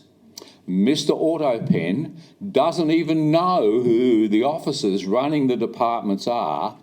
He just sits there and goes and opens things or flower shows or whatever else they tell him to do. But he does no longer have the power that's given to him in that Constitution. But instead, in the after party, they said, well, you know, we'll have to have parties. We'll have to have a Prime Minister. But in this document, there is no mention of a Prime Minister. There is no mention of a cabinet, and there is no mention in our Constitution of a party. Yet these 3 entities run our country. The office of Prime Minister is absolutely illegitimate. The officers in the cabinet are illegitimate. They are not in our Constitution, and yet we have them. And when you say, well, you know, well, how come we operate like this if it's not in the Constitution? And the answer is simple. Oh, it's convention, dear boy. It's cricket, you know. We sort of do this by convention. That's what we've always done. When did we always do it? You're a new country. This is 1901. You have a constitution that sets you independence like you're America, and you want to go and be a Westminster system again. And so they've just walked all over and ignored the Constitution that we have. So the Constitution that we signed up for is not the government we got. The government we signed up for is not the government that we've got. And here then begins the problem. Because you see, not only do we have this dueling going on between the whoever's in government and the rest are in opposition, and whatever the government wants to do, then the opposition says, well, we don't like it. No matter what the government says, the other crowd have to say, we don't like it. Unless, you know, this wartime and we'll, you know, meet in the bar and we'll have a chat about it or something, you know, and those sort of things go on. So we end up with this sort of oligarchy like Coles and Woolworths running the country, and we've got these 2 major parties. And where do they get the money to keep themselves in power? They tax us. They use taxation money, and every bank will lend them money for their campaigns because they're guaranteed to get it back because they've written the laws to support the two parties. Even to the point, wasn't there something last year, that they've written some more clauses in to try and stop the smaller parties getting in? I mean, it's disgraceful. Absolutely disgraceful that we continue to feed this horrible animal that just wants to have the conflict. Well, you get in this week and I'll be in next week, and we've got this horrible thing. But it gets worse because we don't just have this oligarchy between the two powers. It means that because we've got this entity called the Prime Minister, who tells his cabinet what to do, who tells the Parliament what to do, who tells Mr Autopen what he should sign, that we have one individual, regardless of the party, even with what's his name that was here, that I've even forgotten his name, the Prime Minister before this Prime Minister? Morrison, thank you very much, I knew. Morrison decides he wants to be all these other ministers. I mean, the power. We have an autocracy. One man in this country has more power than the British King and more power than the American president. He can wake up on Tuesday morning and decide that we're going to recognise the Palestinian state. Oh, where did you get that idea? Well, I just thought of it, didn't I? I was on a plane and we were going off to somewhere. Oh, the UN. We thought that'd be a good idea. I mean, there's people in the party that'll vote for that. Oh, and the whole idea of nobody under the age of 16 can have access to the internet. That sounds a good one too, you know. Is anybody else of that opinion? Oh, I didn't hear that. We just move ahead. And think of all the other things, as we heard before, that are just moving through the Parliament that we don't even know. And so it becomes this sort of constant thing of all these secret things being exposed on this absolutely fiasco that's called our Parliament. We have a major problem in the distribution of power across our federal government. Now, the second point of our problem is the distribution of power across our states. We think that we have a sovereign country. We don't, because legally we have a system of government called shared sovereignty. You see, each of the states have their constitutions, as they were colonies, by acts of the British Parliament. Our federal government exists through an act of the British Parliament. It has no more legal weight than the acts that were given to create each of the states. And it was the states that created the federal government, or agreed to form the federal government. When King Charles became king, you may remember the Queen was dead, long live the King. The federal government had to get out the troops and read a declaration. I don't know if you saw all of that, you know, but the troops came and marched, and the Governor-General stood there and said, you know, I'm announcing that the Queen is dead, long live the King. But they didn't do that just for the federal government. In South Australia, Victoria, New South Wales, Tasmania, if I've got any, Western Australia, in each of those states, they had to have the same ceremony.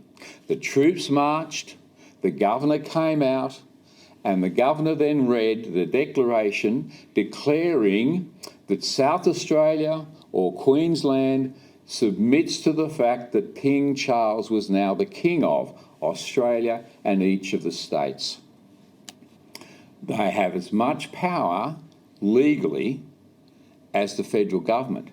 So we could ask what happened, of course, is that slowly but surely there's a principle under the separation of power doctrine, and it says those powers which are not extended to a federal government are retained, which is a big principle in America. Those powers which are not given are retained. And it's the same in our document, our Constitution. But slowly but surely, we've lost those powers. And the first and main one was the power of taxation. Oh, there's a war on, and we have to take all the taxation and tax income.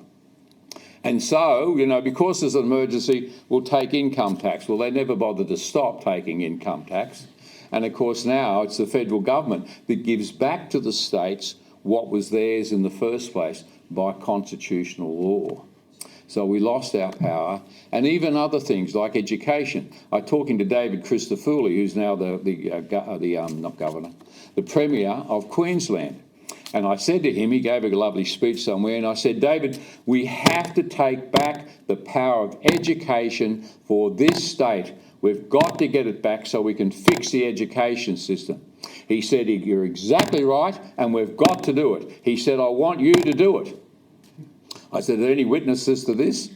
Well, 9 months later, I'm still waiting for the phone to ring.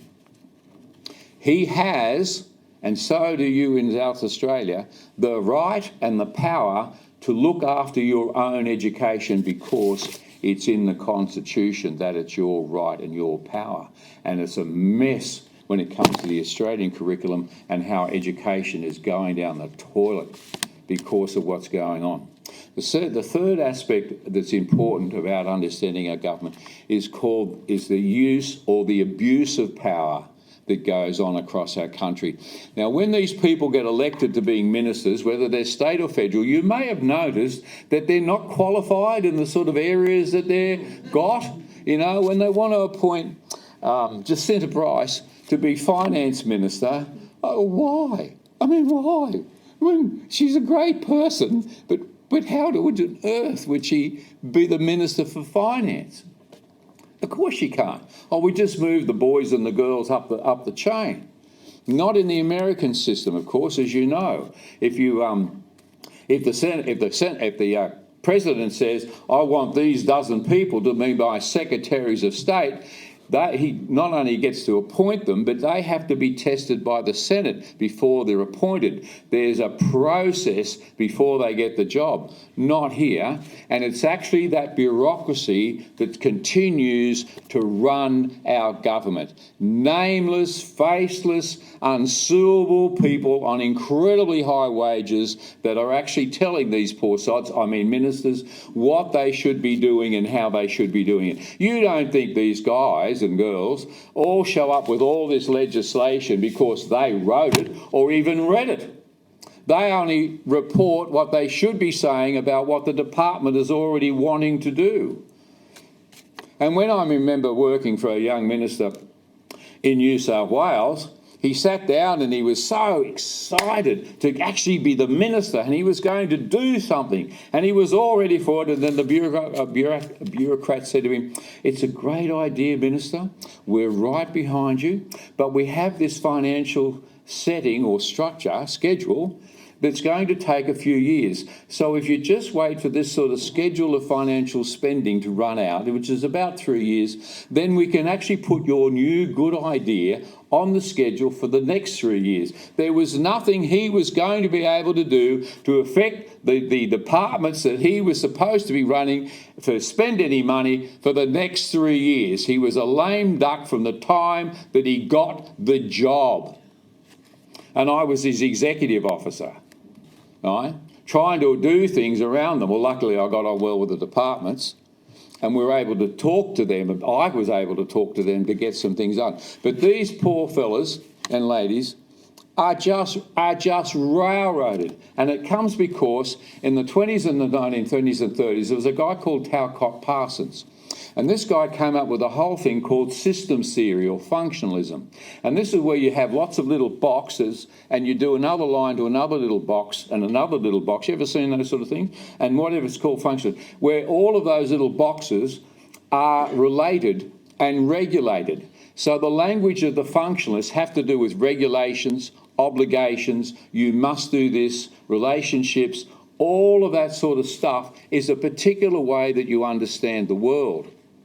And it has overrun our bureaucracies in this country and others. So yes, we'd like to do that, but you see, we'll have to get it to another committee, and that committee will talk to that committee. You heard this before. And it just seems impossible to be fighting against this functionalism to get anything done. So when it comes to what can be done, there are those that want to say, oh, we need to have a republic. Republic is what we need to do. But you've got to watch who's saying what, because there's been a move in this country against the British virtually from the day we started. The Irish and the Scots still don't like the British, but they brought the politics here. And so when you find that the good Irish Catholics, and I'm of that background, by the way, that sort of say, we've got to get rid of the British. It's an old song, but you've got to leave your old fights in your old country. And just because you want to say we want a republic because we have to have independence, here's the news. We became fully, totally independent from England in 1986 with the Australia Act. That's it, England said. We'll have nothing to do with you. And that's when we get the king, because we needed one because the Constitution said we needed a monarch, to become the King of Australia and not the King of Britain. So he then puts on that hat for Australia, and of course there's 27 other countries, so he's got all these different hats of who he's king with this week to help with their constitutions and functional things. So we finished that. Now when I actually got into the Australian Act written by Australia, it's not the same as the document that was written by the British that is the Act. They doctored it by the time it came to you and me. And then when I got to how then it got to the states, because they all had to agree to it. Remember, the states have power. In this document, as it's supposed to say, yes, all right, we'll agree to have nothing to do with the Australian Federal Parliament. God bless you all in what you're doing. When it came to the business about the states, it says, and we will maintain our control and interest in the states and our people. And when we arrive, you will roll out the red carpet as usual and get down and kiss our foot as you always have. Doesn't quite like that, but it means that just because they eliminated the relationship with the federal government, the act coming from England doesn't write off the relationship with the British government and the states, because why? The states are independent political bodies. And we've sort of lost that understanding. If we think we're just going to become a republic to cut off the British from Australia, we're making a massive mistake. If, however, we thought that if we want to get rid of the Westminster system, if we want to have an executive power and government whereby we actually have an elected president, a person who actually is running the fiscal policy and the activities and the government of the country, then yes, if you even talk to any constitutional lawyer, they'll say the Americans have the best model.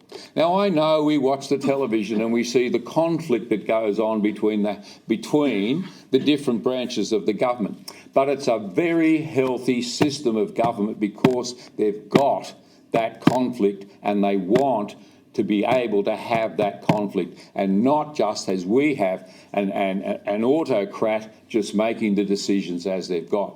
So while they have conflict, they still end up running a government and everything gets known, it's transparent. So when it comes to, we look at this constitution and we say, well, how on earth do we make a move? What have we got to do? It happens because we start a movement where we fall in love with our country again and our pride, and we get to know our history. We are so vulnerable to the insults and the slings and the people who would even march on Australia Day against us because we don't know our history. We don't know our history. We don't know our constitution. We don't know who wrote it. We don't even understand how Arthur Phillip arrived or the phenomenal man that Macquarie was and how he invented this country to become a great nation. Oh, we know the name, but what made him great? And we've lost it. I've spent 6 years, 5 hours a day, 5 days a week for 6 years getting into original documents. I was not going to be satisfied with anything that's written in the last 40 years because they just kept spinning it around amongst themselves. I wanted original documents. 600 books and articles I read, 300 I quote, and at least 100 of those are more than 100 years old. And the earliest is 1595, an original document that affects this country. I was seriously going to discover our history and this phenomenal country that we are. And when it came to the Constitution, what makes it a phenomenal document? It's a phenomenal document and story because it says that we, the people, we voted in a referendum to form a country. We, the people, own the government. We, the people, own the country. And we, the people, have one country, we have one government, and we have one flag. It is time that we, the people, took back our country. God save the King. Thank you.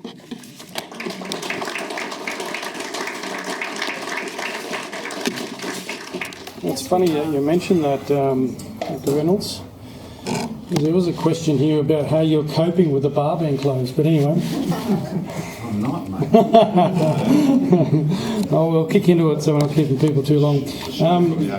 First question is for Henry.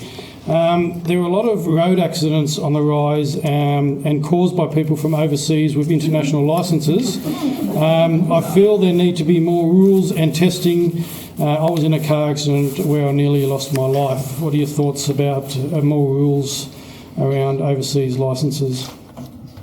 I guess you got swings and roundabouts, right? Roundabouts probably very appropriate. I recently went over to America for 3 weeks. And I forgot my licence, and so my partner needed to drive. And they recognised my licence system, right? So if you want to put in a whole bunch of training, you know, like regimented training or whatever, and you have to pass a driving test and you have to do this and do that, well, then the same is going to apply to you. So the next time you go to another country, well, they're going to apply the same thing. You have to do a 3-week course. You have to go and sit a course to go and pass it. So is that really what you want as well? You know, you cause an accident, you're up for costs, you're up for damages, but I think that there's got to be some kind of rationality in it in terms of, I want to go over to America and drive there. Now, Kate did end up driving on the wrong side of the road, and we were looking at 3 lanes of headlights. Because after about 4 days, you kind of go back into your normal Australian situation, and it's kind of, you know, yep, it seems right, and I think I was directing the right way to go. And yeah, we were in 3 lanes of oncoming traffic. So, you know, there's an argument for and against there, but if you want the freedom to drive in other countries, then you've got to also have the same policy reciprocally. So I would think that we wouldn't want to restrict people driving on our roads, just hope for them to crash into us or go through Britannia roundabout. And we just say, you're not allowed to go anywhere near Britannia. There's a lot of South Australians shouldn't go near Britannia roundabout, but anyway. Thanks for that, Henry. Stephen, how can your organisation assist in changing the Public Sector Act 2009, which is being abused and misused by high-ranking officials in state departments to get rid of innocent ageing workers, in particular older women who are losing their homes and are being pushed into the streets? Look, Australians for Better Government, there are a lot of issues, obviously, that we need to address. A lot of them are state issues as well. We have big problems with our state constitutions because, unlike the federal constitution, state constitutions can be changed through legislation. So, in a big way, the states actually need more reform than the federal system. Now, when it comes to the particular issue that the question is talking about, we don't really have a policy on it at this point in time. We're open to hear about it, but Australians for Better Government is not a political party. A lot of people get confused with what we are. We don't focus on big policy issues. We don't have a position on net zero or anything like that. We want to appeal to the broad range of the political spectrum. So we try and not focus on that sort of stuff. We focus more on the structural reform that needs to take place in the constitutional reform, and also educating people on the actual system itself. So, like the question, the issue is probably very important, but it's probably too specific for us to focus on. Yeah, and just to add on to that, as a committee, as a committee, and that we support obviously what Australians for Better Government stand for. Individually, we might have views around policies individually, but as Australians for Better Government, we're sort of apolitical on a lot of that stuff. Michael, what has shocked you most from your time in Parliament? I went in with very low expectations, so not a lot, but Look, I think it's that old rule in life of he who holds the gold makes the rules. So federal parliament is very powerful because they control the flow of funds. They have the greatest ability to extract tax from you by force, indirectly, but you're going to pay your taxes because they're the ones who have the guns in this country. That's how it works. So probably how money is spent and how it is wasted everywhere. So I sit in budget lockup every year for 6 hours with a journalist and have a lot of fun going through every single page. There's not a page that I wouldn't cut. There is so much excessive waste. And I think the way that government supports probably ridiculous cultural change and silly unnecessary laws is by funding the wrong things. They fund all sorts of excess in every single facet of our lives. And, we need to go through that budget with, a chainsaw, I would say. There is so much waste and they extract way more taxes from you than they need to, and the way they fund the legislation they pass every single day they pass bills. There's more than a bill that passes every single day we're there. I don't know why, but there is. And they're able to fund that because they have an unlimited capacity to tax you. Mark, do the major parties make it too hard for independents and smaller parties to run in elections, and will make it more relevant to South Australia, I think, if you can answer that? Yes, absolutely. That's actually the whole intention of the two-party system. So at the end of any election, they have a joint standing committee. And the joint standing committee, I don't know if they still do it, but they used to have a joint standing committee which would then review the election outcome, but not how the election was held. And then they would make amendments, and the public would ask for amendments, and of course they never did it. So, an example, I'll give you an example. 2010 election, state election, Labor put out a whole lot of information that looked like it was coming from Isabel Redmond, which was the opposition, and they sent stuff out to every person with a reply address that said Isabel Redmond, box whatever, which was Labor Party. And they were asking how you're going to vote, and would you like postal ballot applications. So if you were a supporter of the Liberals at that stage, you would have replied back, yes, I'll be voting for you, could I have postal ballot applications? And it would go back to the Labor Party. The Labor Party will then send out to you an application for a postal ballot. You'd send it back again, thinking you were dealing with Isabel Redmond, and they binned them. So I think it was 76,000 people didn't get their hand of ballot papers included in the election, and when we added up, I think it was 117,000 people in South Australia's votes went missing. That's the kind of thing they do beyond the legislative, so they're crooks. Can I add to that? There's a new act that's been changes to the Electoral Reform Act. Basically the Liberal Party and Labor Party, if you get, whichever party get 33% of the vote, get about $4 million in funding from the taxpayer. So all the taxes you pay now pay the political parties to fund their elections. That's right, sorry. However, if you're your own party, you basically, if you're less than 33%, then you get $5.50 for every dollar, and if you're a brand new one, you get like $8. But it's based on your last year's, election's performance. So what's now going to happen is that any kind of minor party, say for myself, I can't accept a donation. Yeah, okay. Right? Yeah. So we can't accept donations, whereas somebody running as an individual can accept up to 5,000, but a political party can't get any more donation unless what the government's given you. So the Liberal Party thought this was a great idea because all the donors hated them after land tax. So they were all leaving them in droves. So they thought, great, we're going to get $4 million. But in the next coming election, if you follow the polls, they're only going to get, I think one poll showed 19% of the vote, which is well under the 33%. So now they're going to go from $4 million worth of funding down to $2 million. And the next election, because they didn't spend that very well in the first place, they'll go down to even less. And so basically what happens is any minor party can't get ahead because they can't raise any money. The maximum we can really get is I can get $5,000, the taxpayer, thank you very much, you're going to pay me $5,000, but don't worry, I'm going to give you $3,000 back as an enrolment fee. So in order to convince 1.1 million people to vote for me, I've got $2,000. That's barely going to pay for an email account and a website. So what they've done now with the legislation is basically make it impossible for any minor party to get any kind of electoral funding, and in the Constitution, money is the ability to communicate. That comes down to freedom of speech. It should be challenged in the High Court. If you know anyone who's been to the High Court before, that'd be great. What used to happen, I think this is pertinent, you used to get a guide on how to vote. I don't know if anyone's old enough to remember that. Every single voter in South Australia used to get a guide on how to vote at an election at state and federal level, and they get that at council level. So it used to say, this is how you vote, you've got to have it in different languages, all that sort of stuff.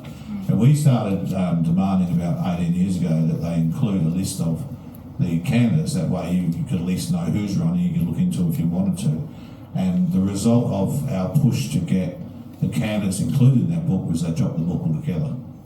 And then the following election, obviously, people didn't know that what election was on, didn't know how to vote, where to go, everything else, and it was just a kerfuffle. So that was about the whole free and informed, you know. But they have, they did say to me straight away that as I registered my party in March, and then they told me that as of June, July onwards, I couldn't raise any money at all. I couldn't ask for it and or receive it.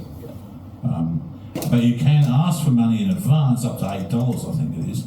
But you have to be a party that's performed at a certain level first. In other words, we can't get that at all. Yeah, so if you did well last time, you get money this time. Yeah.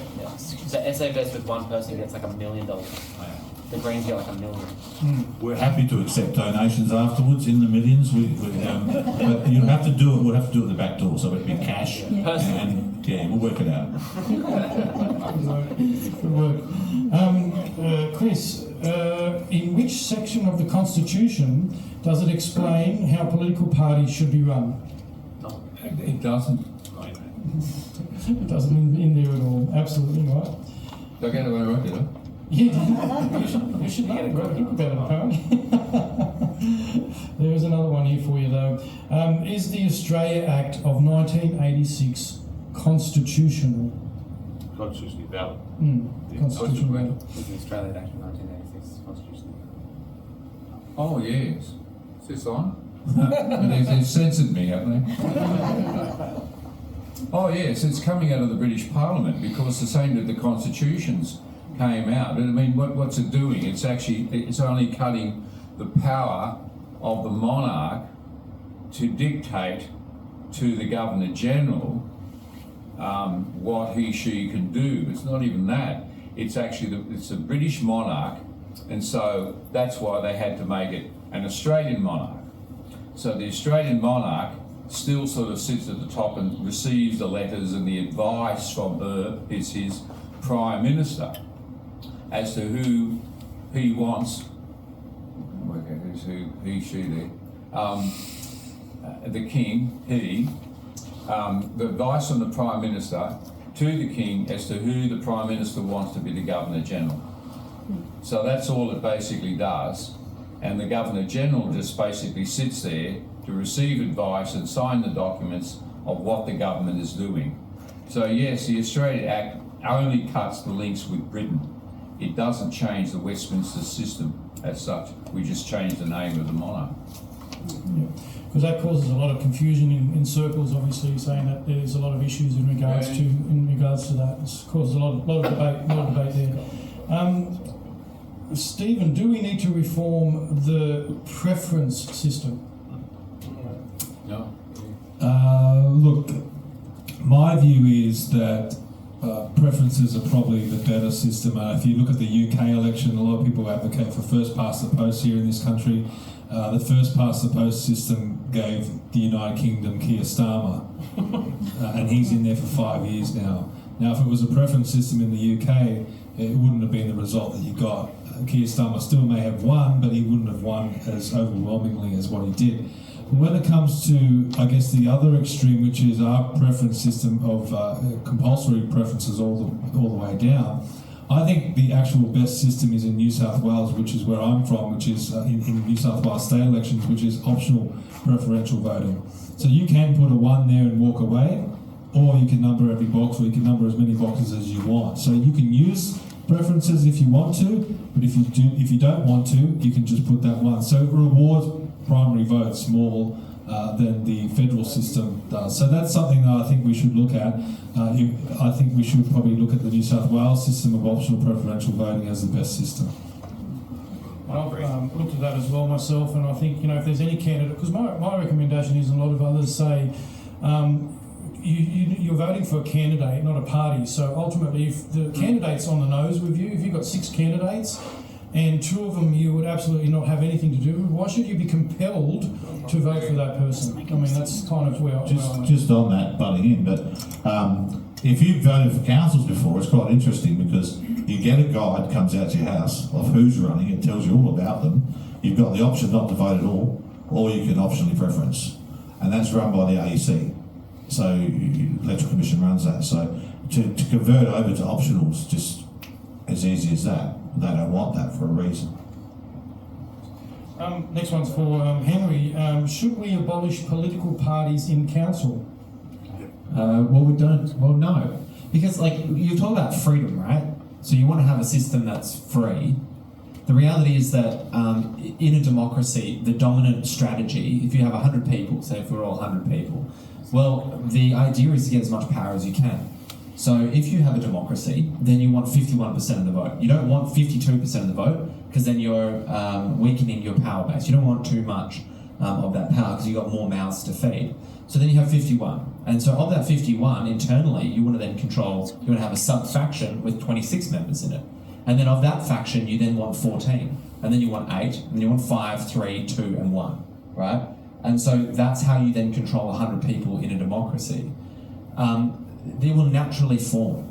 Okay, so it is just a natural human trait to then form these groups and go through. The idea that people are going to be independent and make up their own mind in every single decision, particularly when you've got things from health to road traffic act to the military, not everyone's going to have the same kind of passion on it. And so the first thing they're going to do is they're going to form groups. And humans are naturally inclined to form groups and friendships with each other.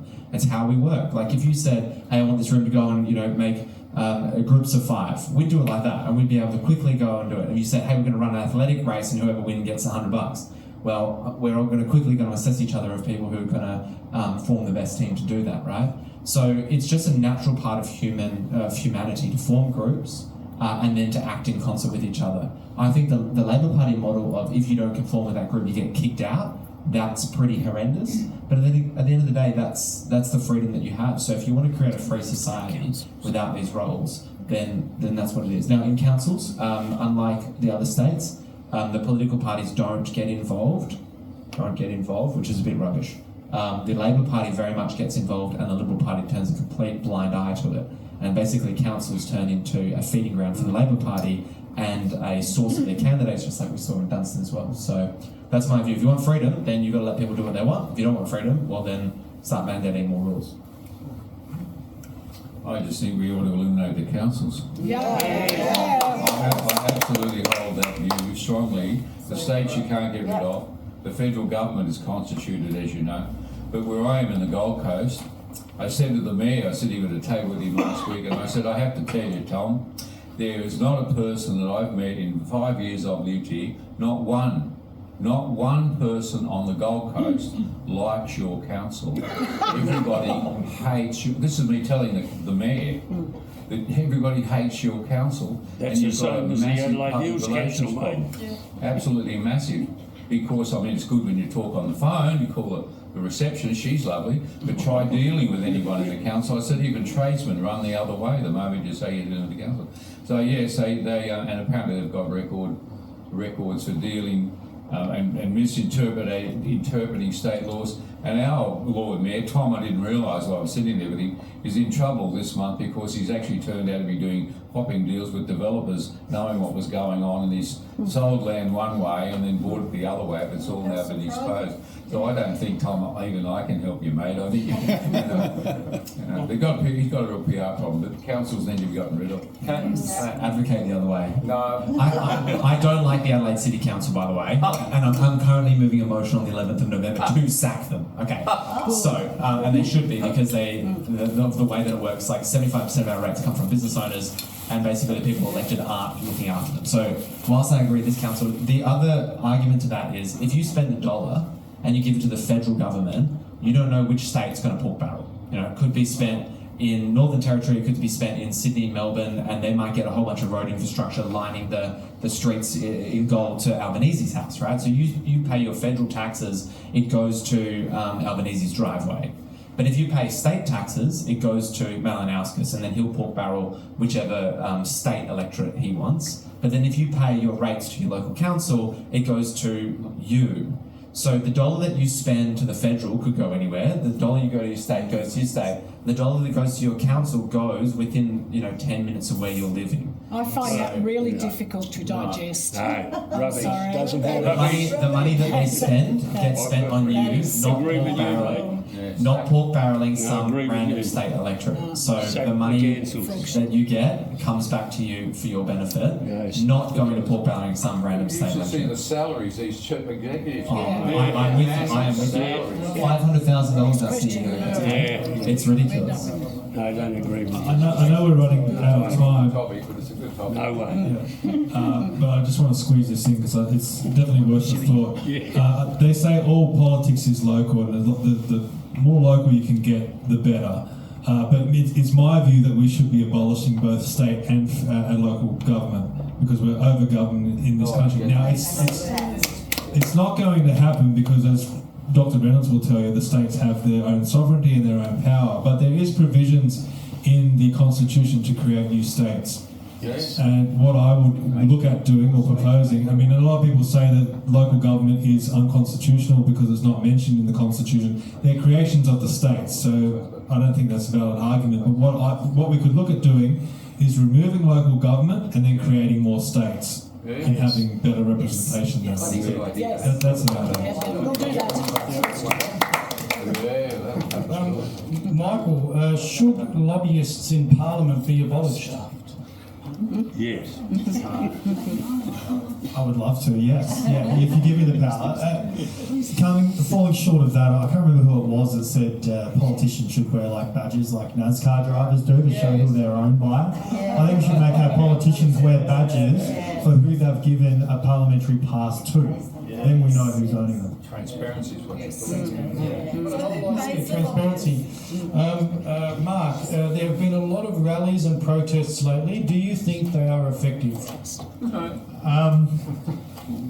That's hard because if I've run 2 rallies, I've got another one coming up, and I didn't organise the first 2. I ran them here, but I didn't, come up with the concepts for them. I think it does a little bit because, for instance, take the first one, which was inadvertent messaging, was NSM, which was kind of very racist against migrants, but I sold it as anti-mass migration, and when I got to go on media all the time, I talked about hospitals, I talked about housing, I talked about roads and infrastructure, and I talked about water and power. And those things made a difference, and we now see other people talking about those topics, and we see the government hearing it, and we see some sections of the Liberal Party sort of have left the front bench to go to the back bench because they want to talk about these same topics. So I think it has an effect, maybe not the effect we would have liked, but it does have an effect because it gets people talking. And the amount of people I noticed in Adelaide when they were individually interviewed on what they thought about the rally had really good things to say. They were thinking, they were saying, we need housing, we've got homeless people here, we want them into houses. We've got problems with the roads, we've got problems with healthcare, we've got ramping, we've got hospitals running out critical. And so I think it was educational, if nothing else. I've got to wind it up because it's starting to get a bit late as well. I believe Stephen's going to catch up playing as well. But this one for Stephen, and then we'll ask a question for all of you. Stephen, if we elect the Governor-General, would that automatically make Australia a republic? And if so, should we refer to the position as President? The answer is no, because the Governor-General would still be the Queen's representative, or the Crown's representative. So, no, it wouldn't make us a republic. And in terms of the name, I guess that would be up to the Australian people to decide whether we change the name to President or not. My personal opinion is keep it as Governor-General. That's more of an Australian name, and it's a tip of a hat to our history. So I would keep it as Governor-General. And this one's just to all of you. Should we, well, I know what Chris's response is going to be, but anyway, should we have a Prime Minister, and who would you like it to currently be instead of Aldo? Me? I could do it, I'm sure of it. I'd clean myself up, brush my teeth better, get up early in the morning. No, of who? Like, is there a choice? Do we have to choose just anyone? You choose me. I'm open to it. Oh, okay. I don't know. I spent a lot of time, I'll be really quick, I spent a lot of time trying to advocate for Aboriginal people and make us all united. And last week I sort of worked out that's just not going to happen right now. And so I've got a real thing for Jacinta, because I think she's a good spokesperson. She talks united, and I like that. And that's why I started United Voice. I think we have to all be united to have any effect on the future, and we are seeing too much division, particularly racial division in the recent years. So I kind of like the centre of the people that are out there, and Hasty, of course. So there's a few. I think if all of us got together and started one party now, so I did write to them to say, I've got a nice party, you can use the name, take over as leader, but anyway, it won't go there. Look, on the first question, I think it is sensible to have a Prime Minister running the House of Representatives, but that's about it. We have to limit the power to that. In terms of who it should be, I think the best candidates are probably in the Senate. Now, everyone will tell you that you can't be Prime Minister if you sit in the Senate. Well, my presentation just went into how the Prime Minister is not even mentioned in the Constitution. Well, where is this notion that you have to be in the lower house to be Prime Minister? So if it's not mentioned in the Constitution that we should have a Prime Minister, then it's also not mentioned in our Constitution that you have to be in the lower house to be Prime Minister. Now, I think it would be probably sensible to be in the lower house, but there's no provision there other than conventions to say that you can't be Prime Minister. So maybe we should have a Prime Minister from the Senate and test it out, because I think the best people are up there, and maybe there's still hope for Alphabet yet, mate. People like Alex Antics would come to mind as well. He doesn't want it. He doesn't want to be a leader. Yeah, I mean, sure, why not have a Prime Minister? You call it President if you want, you can change the powers if you want. But I do think that there is a lot of merit to having an executive arm and a legislative arm, because how can you be a minister and then spend your entire parliament time trying to, well, one, win an election, and then going and understanding all the legislation that's coming through? You just don't have enough time. And so the bureaucrats will just run you ragged, right? So on every single Tuesday night, I'm a council from 5 o'clock to 8 o'clock, 8:30. They produce the amount of work that will keep you occupied. If you've ever seen Yes Minister, they're very, very good at it. So I do think having a separation will actually make it their full-time job and potentially be elected to the roles of Defence Minister and all that kind of stuff, and you elected a ministry of arm, but because of their ability to do the job and be good administrators. On the other side, who would it be? I think that the Parliament, I don't think it's, say, take the leadership of the Liberal Party, for example. I was a Liberal Party member for 20 years. I don't think it's it's not a leadership problem. It's a followership problem. The party doesn't have enough good followers who can promote and support a leader, and so it doesn't matter who the leader is going to be. It's going to be absolute chaos. So George Washington just got held up as this guy who kind of took all the credit, but behind him was the group of people that supported him to take that position. And the Liberal Party, I think, needs a complete wipeout, because all of them come through, and a lot of them come through just political officers. They're just staffers, and then they just rotate through, and then they're actually selected for their ability to just do what they're told. So we need to rethink how politicians go in. We need to attract people who are successful, because at the moment, why the hell would you do it? It's a vicious blood sport, so you're not going to attract the calibre of people that are there. You're not going to attract people who there's really, heads of businesses and things like that. So it doesn't matter who the leader is right now. What matters is it needs a whole new group of followers who are of a much higher calibre. I was talking to a gentleman by the name of David Flint this week. David Flint is the Professor David Flint, and he talks and he teaches constitutional law at the University of Technology in Sydney. I think it's called SIT or something. Anyway, David is a constitutional law absolute expert, knows it all backwards. And in our conversation, where I love taking him off, he has this wonderful voice.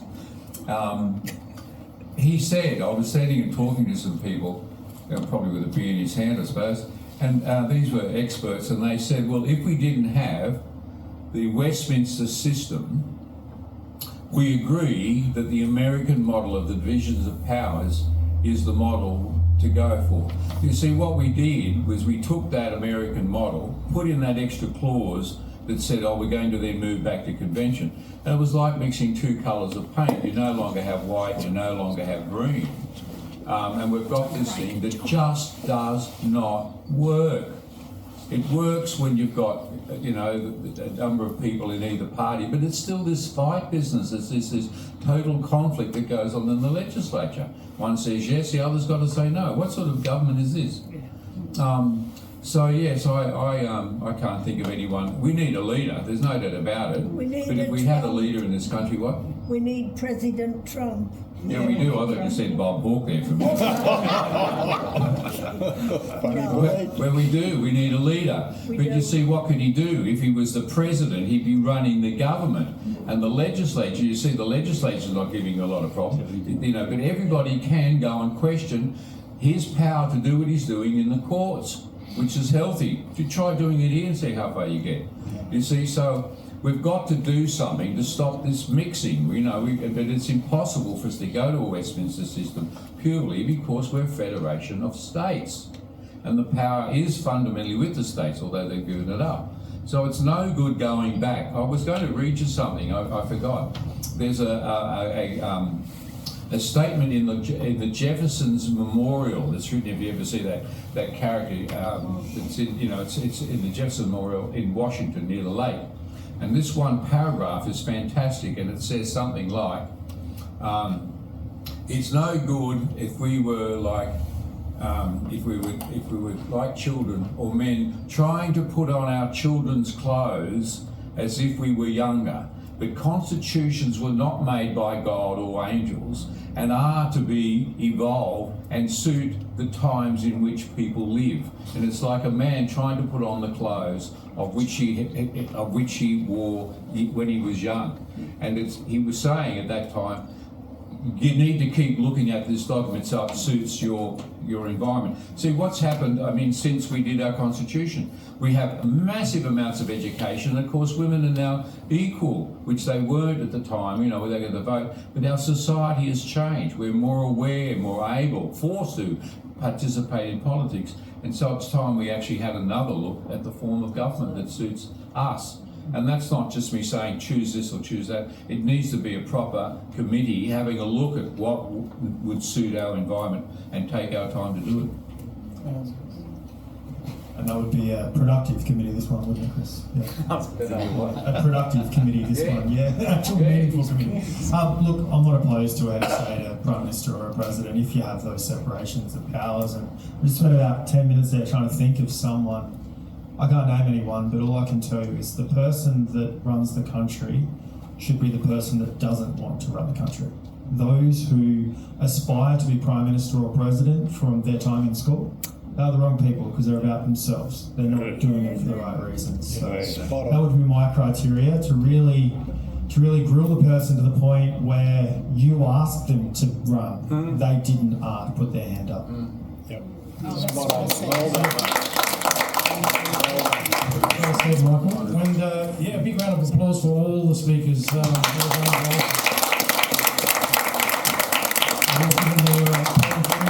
And so have you, and it's really heartened me, even though we've got a smaller group. But you guys being here for the few hours that you've been here, listening to lots of different people, just shows how dedicated you are. You fundamentally see something's wrong. So my message to everybody is that continue to have the conversations. We're here to have a lot of information shared today by some really, really good quality speakers, some people that really want to see some change in this nation. But the weight of that shouldn't just fall on the guys that are sitting at the front here.